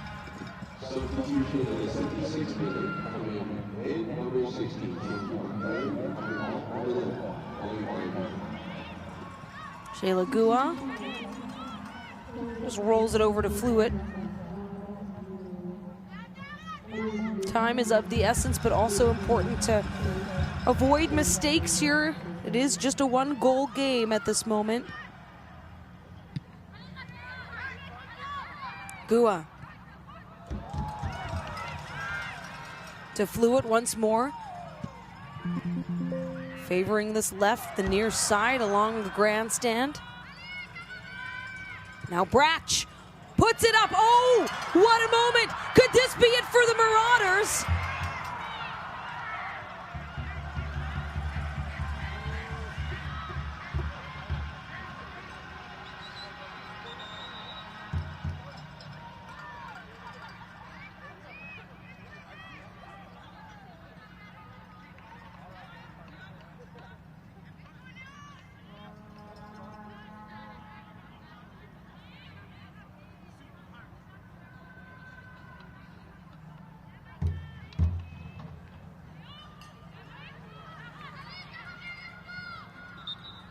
Jade Abreu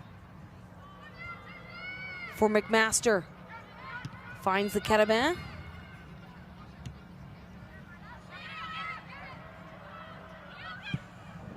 And Montreal certainly a bit on the defense a bit more since getting that one goal established in the second half, scored by Micah Sanasak.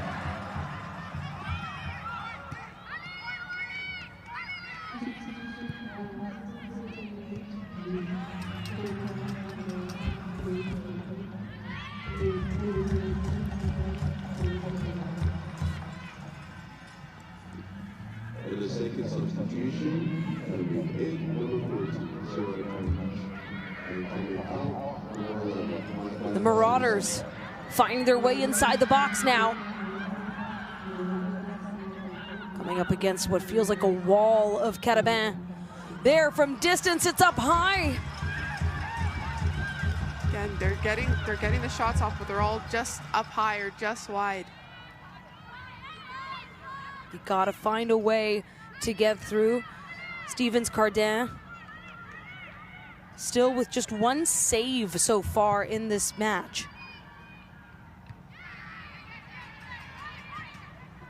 And that's no slight to the Marauders, given that they have, as you said, Ali Rowe, they've been able to get it sort of in and around, but it's just can't find a way to get it on target.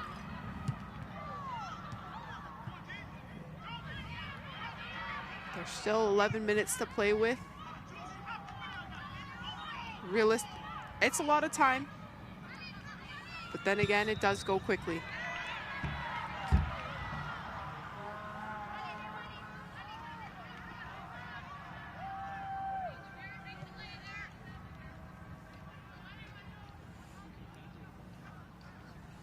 The crowd at times has been electric. Now trying to battle with the emotion of feeling a bit of tension. Of course, your team down by 1. It'll be interesting if Montreal can hold this lead. They'll be the only team today to hold that 1-0 lead. Oh my goodness, nearly adding to it. It's Ariane Loisel. She was right in front of Ali Moody.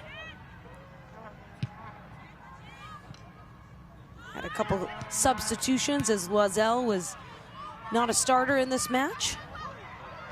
And that is a smart play too, is being focused on how you rotate players, given that everyone will be playing again tomorrow. Right now, Montreal has its sights set on playing in tomorrow night's semifinal, about 24 hours from now. In they come. This could be dangerous. It is! Oh, what a goal for Montreal! This time they go well inside to get it done.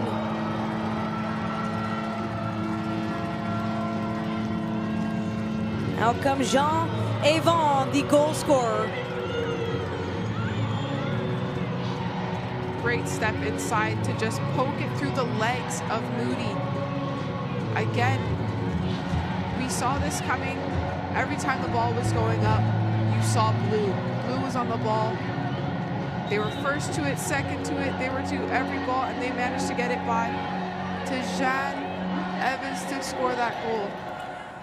And how incredible, Ali. Neither of the Carabins goal scorers were in the starting 11 of this match. So making sure that when you do come in and you have your minutes, you have your moment, that's huge. That is a massive deficit now, given how strong the Carabins have been throughout the 81 minutes and counting. And just like the other teams, a lot of the teams were telling us that it's very important that they have players that could come into the game and make that difference. And to have those players to just step into that lineup and know they can hold it down is very important. This, by the way, is the first 2-0 lead we have seen in this tournament. And the card's coming out again. The referee is having none of it. Keeping everyone in check. Emotions are going to run high. McMaster now.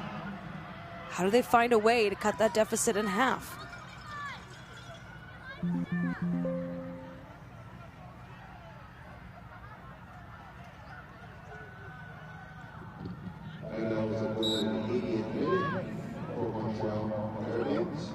Scored by number 20, G. Evan, and assist by number 9, Justin. So Micah Sinisak with the first for the Carabins in the second half. And then the lead doubled by Jean Evan, a third-year Montreal native. 2 goals in the regular season and did not play in the playoffs. So what a way to make it count in the postseason. More than that in this very tournament where you're battling for a chance to bring home a medal. Even taking a look right now, you can kind of see Jean Evan on the far side, just kind of free lurking in behind the right back. Not really too concerned about her, but if the ball does switch over, as she's proven, she can be dangerous. Maud Savaria with the throw-in. We're seeing a good rotation here for the Carabins. And we're in the final minutes. We've reached corner flag time. The hold up to waste time. Just hold it down in the corner.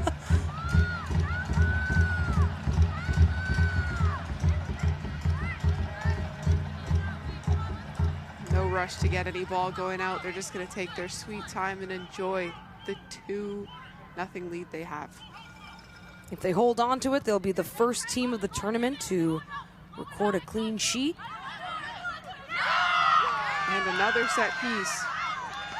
Oh my, the Marauders on a roller coaster here of emotion as it is. Are they going to try and go for goal to get that extra safety net, or are they just going to hold it up in the corner to waste time?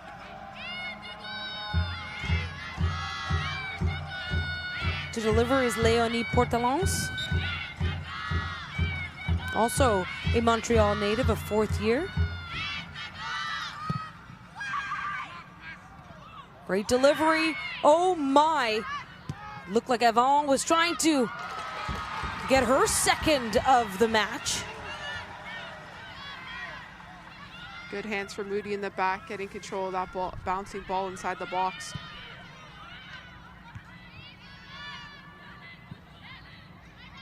Almost looked like a handball. She looks like she grabbed that ball just now. Oh, what a collision. Down they go, both of them.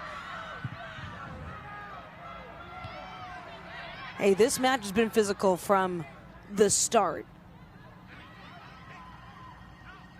It's been a real treat, a real battle between both sides. Of course, the Carabins with what I would say is a very comfortable 2-goal lead.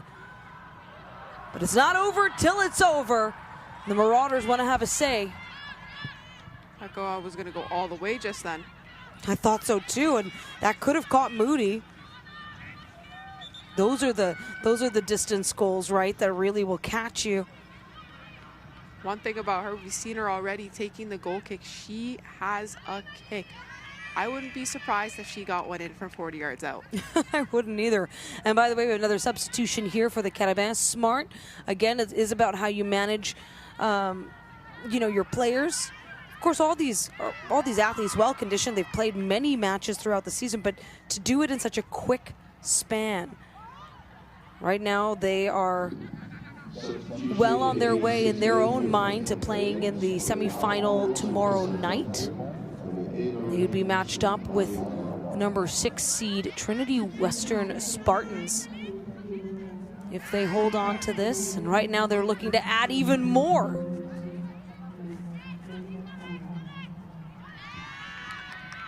This has been, by our observance in these games, the most sort of singularly dominant performance by a side. The Marauders have had their moments, but when you look at the stats, they don't lie. Just this constant testing of Ali Moody, who, despite 2 goals conceded, has been so clutch. As Montreal, by the way, has amassed 19 shots already, and they're far from being done. They're 16 shots on target, the most of any team in this tournament so far in a single match. And then McMaster, 6 shots, 2 on target.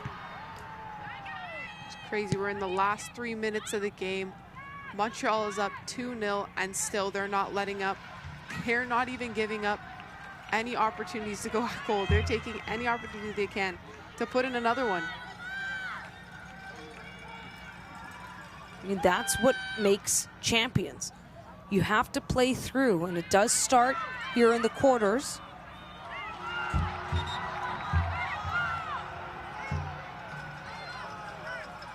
My, oh my, Justine Lalonde getting riled right up here for the Carabins. Late sub for McMasters. Throw in here by Maliala. Another player off the bench. Up now to Sarah Trangi, also another player substitution. Quick foot movement there. Just trying to keep the ball in, waste a little time out there.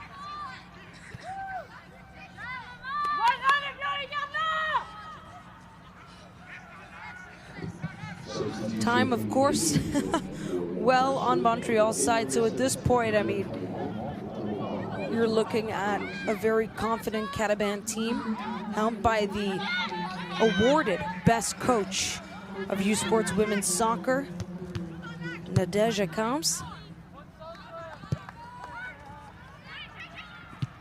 There's no stress coming from Montreal. I wouldn't say they've taken their foot off the gas, but they're definitely playing very relaxed, no stress. It doesn't really look like it when you look at their speed, but you're right. My goodness.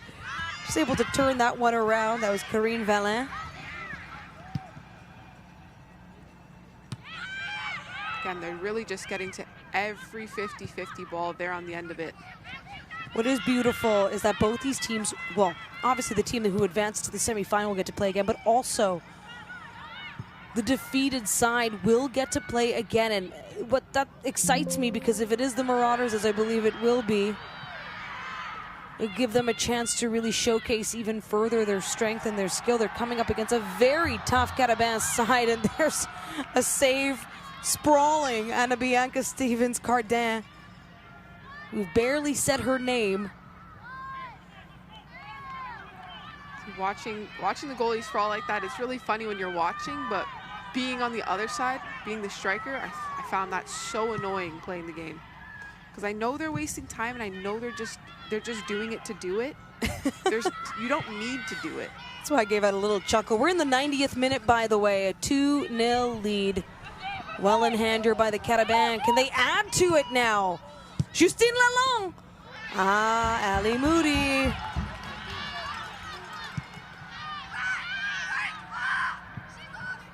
Just missed. And there's a second goal score. She just tumbled down there, but Jean Evon. A minimum of 5 minutes, I believe, has been announced. Yes, a minimum of 5 minutes of added time. Right now, the standing game winner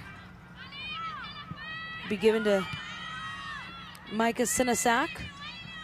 If the Marauders are unable to cut through, give this crowd a big cheer. Although truly these home fans, they're here through it all. They are proud to see their team play on the national stage. Can't say enough about the incredible host, McMaster University. It feels odd to say that the last time they hosted this event was all the way back in 1992. A long time coming.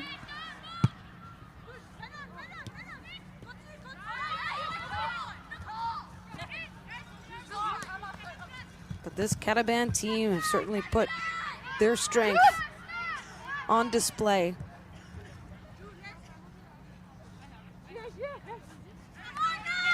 Hoping to hold here as the only team on this quarterfinal Thursday to come through without conceding a goal. Not that that's what it's all about, but what a confidence boost for your defense is Justine Lalonde, unfortunately getting that ball right in her abdomen. May have got winded there, but still managed to kick the ball off one of the Marauders to get the throw in.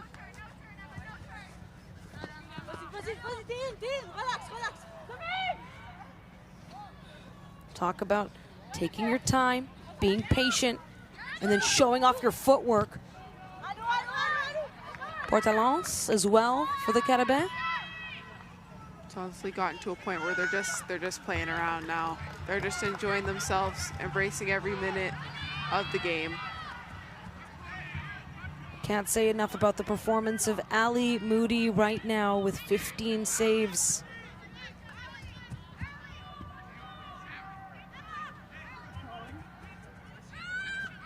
In my estimate, I do believe it should be 16, given that only been 2 goals and there's 18 shots on target. But either way you slice it, she has been a tremendous player. And the Marauders now, can they make it count again, high and wide? It's been their unfortunate story here. All game they've been unlucky with every shot just getting high and wide.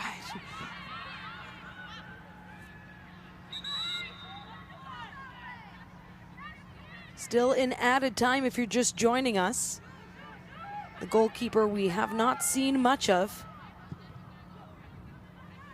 Anna Bianca Stevens-Cardin. You'll have to think she'll be ready to take on the Trinity Western Spartans.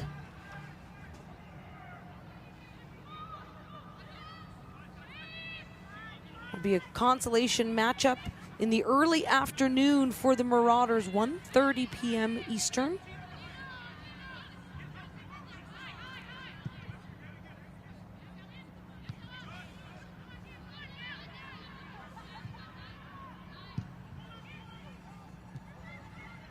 Even though they're down, the Marauders are still fighting. It's what you got to do. It's not done until it's done, and this is a team that came in knowing they're here as the host side, always wanting to represent well on the national stage.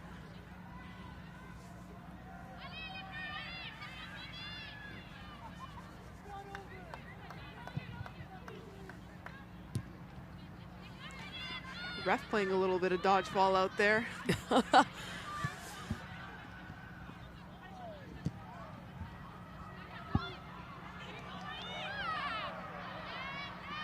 Quick throw in here, Emma Flewitt.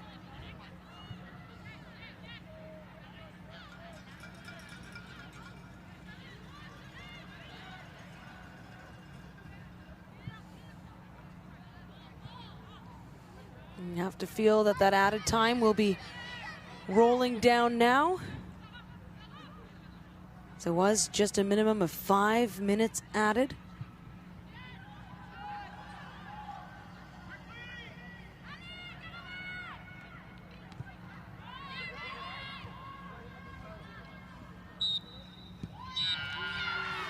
And that is full time, a statement victory for the Montreal Carabins. 2-0, the game winner scored by Micah Senesac.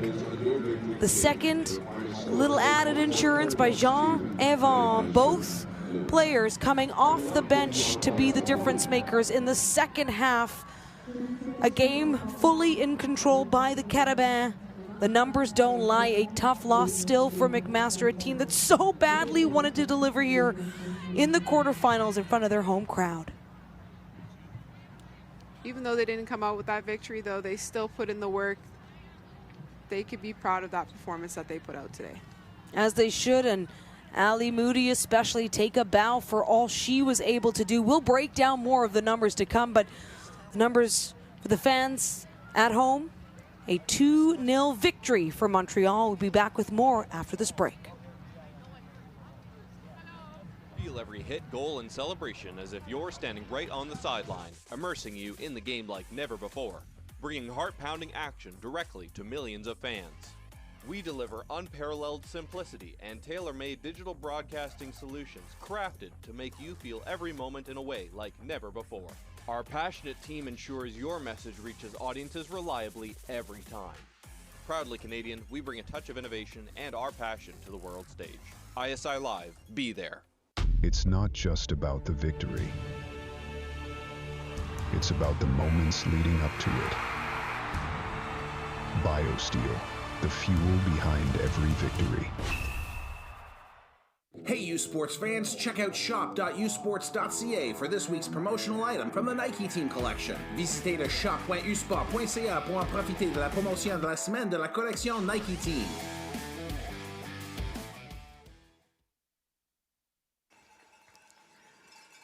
Welcome back to Ron Joyce Stadium in Hamilton, Ontario, where McMaster University, not only the hosts of the incredible 2025 U Sports Women's Soccer Championship, also just playing on their home field.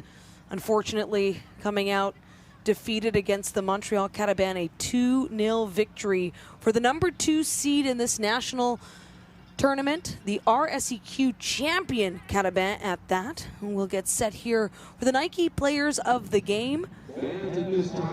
Again, I feel like I know exactly who they have to pick for the Marauders, just given how key she was for this team. It does come down to the fact that Ali Moody was such a busy goalkeeper for the home side. We have no say in this, by the way, so I just want to make that very clear for those at home.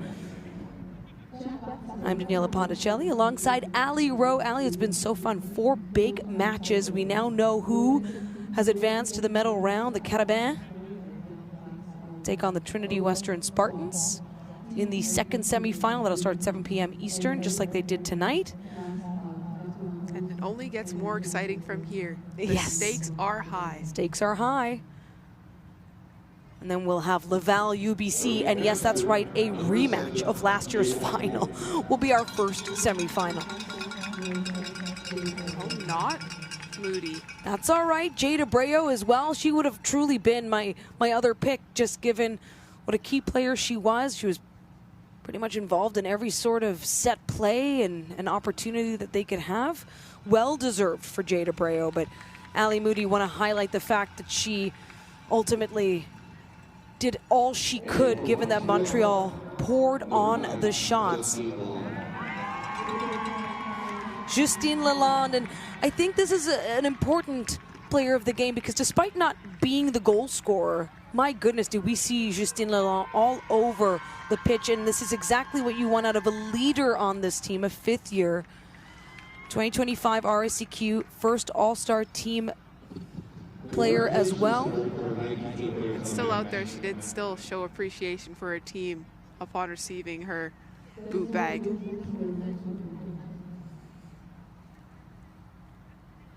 It certainly was a wild ride. You're looking at a Carabins team that managed more than 20 shots, 18 on target. Oh my, that is the most of any team so far here at this year's tournament. Now, tomorrow another big day, but let's take a look at the highlights here, Ali, and relive some of these moments. There's the first great finish from Montreal. They just managed to slip that in near post, so it's just really hard to save. You don't really think that's coming. I love the celebrations too, always going to their sideline. Because even though they might not have scored because they're on the sideline, they did put in the work as well. Training before games, coming off that bench, because like we said, the goal scorer did not start the game. Just goes to show threats from all over, and we're seeing Ali Moody as well highlighted here. Justine Lalonde with some great play. Many great saves from Moody. She just right place, right time every time. She knows her positioning, and she knows exactly what she needs to do to save those balls. Just tough when you have that kind of volume that you're facing. This was a great opportunity, but again, the Montreal defense closing down like we've been saying all game. They've just been closing in on everything. Ali Moody being very aggressive on every ball, which is exactly what you look for in a keeper. And just a great slip by Yvonne. Again, so many great opportunities from both sides. Just Montreal managed to put more of them in the back of the net.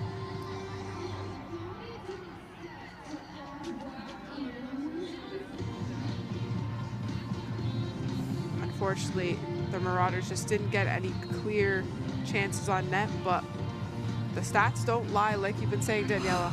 I have a love-hate relationship with stats, because again, what happens out on the field is what truly happens, but the Carabins cannot be denied here. 21 shots, most of any team in today's meetings, but also those shots on target, that is so key. Only 3 of them were not on target. Wow, and then you look at just the 2 for the Marauders, it was just not going to be enough to get by, especially with Anna Bianca Stevens-Cardin, a very strong goalkeeper, hardly being tested there. And so they'll regroup for the Marauders, looking to just get a win here in the national stage. That would allow them to then battle on in the consolation final Saturday. Meanwhile, oh boy, you bet the Montreal Carabins have their eyes set on a national title, but first they will have to face the Trinity Western Spartans. The brackets getting filled up, and a big full day tomorrow. Starts same time, same place, 11 a.m. with the consolation semifinal between Guelph and Cape Breton. That will be 11 a.m. Eastern.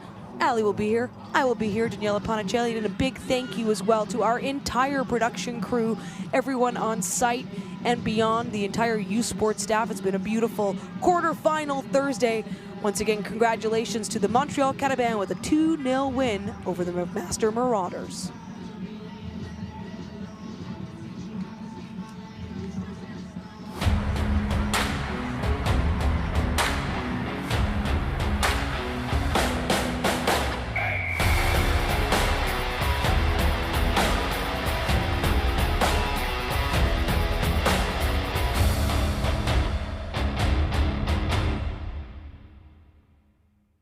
U Sports on CBC, presented by U Sport à Radio-Canada, une présentation du gouvernement du Canada, the Government of Canada, Nike, Fox 40, Veriburn Medical Supply, Les Bagues Baron Rings, a par and by BioSteel.